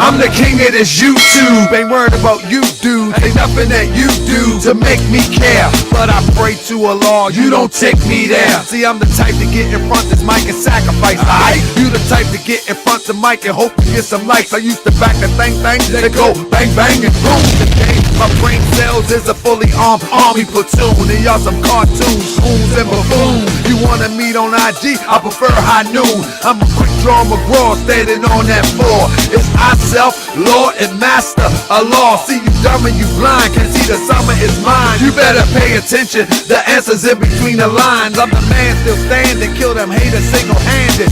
Had them fighting each other with every punch I landed. Cut the head, Yeah, I'm the Manifest. Check 1, 2. Sean, we got one. We got one. Yeah. Crypto, we got one. Yeah. Maymuna, we got one. Candy, we got one. Abu X. I'm the Manifesto God, the Manifesto God. Hit me privately, let's see who really hard. I'm the Manifesto God, ain't worried about you fraud. Gone, hit me privately, let's see who really hard. I'm the Manifesto God, the Manifesto God. Let's see who really hard. Ain't worried about you frauds. I'm the Manifesto God, the Manifesto God. Ain't worried about you frauds. Hit me privately, let's see who really hard. Ain't worried about you frauds. Boy, I'm a gorilla, Viet Cong, guerrilla warfare. Don't make me turn killer. You acting like my knife don't shank, my gun don't bust. Hit me quietly, we can do the fist to cup. Show up, I'm really about that stick life, but I'm trying to keep it peace to bring my people to the light. You all washed up beer belly has-beens be tripping. Internet disrespect, making threats, you slipping. Now you said it, how you think I'm gonna respond? With a song and a live stream? Homie, you wrong. You done showed that John too many times and they ain't use it. And I ain't really sure who you got me confused with. I'm the Manifesto God, the Manifesto God. Ain't worried about you frauds, let's see who really hard. I'm the Manifesto God, ain't worried about your frauds. Holla at me privately, come on, let's see who really hard. I'm the Manifesto God, the Manifesto God. Hit me privately, let's see who really hard. I'm the Manifesto God, the Manifesto God. Hit me privately, let's see who really hard. I'm the Manifest.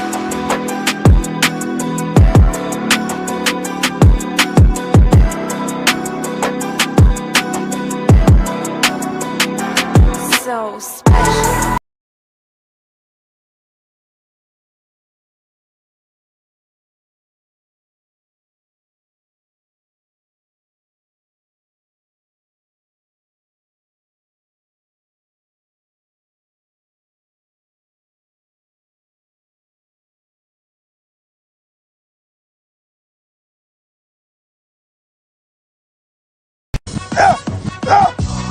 I be that more you gon' remember. I'ma be that more you gon' remember. I be that more you gon' remember. To Harker Bay front line till the law call my number. I be that more you gon' remember. I'ma be that more you gon' remember. That's right. I be that more you gon' remember. To Harker Bay front line till the law call my number. You a friend of the Moors, then you a friend of mine. I was told to watch my enemies, now hold my line. Those that speak against the prophet, they speak against me. And I'm speaking about the prophet over Drew Ali, who was the first to remind you and bind you back to Morocco, the mountains, Mississippi, and Quebec. Told you you wasn't black, proved it with straight facts. You tripping off trucks, you need to be tripping off that. Now here we go again, acting like you a slave. Family, see y'all tonight, 9:30. Let's go. I be that more you gon' remember. I'ma be that more you gon' remember. I be that more you gon' remember. To Harker Bay front line till the law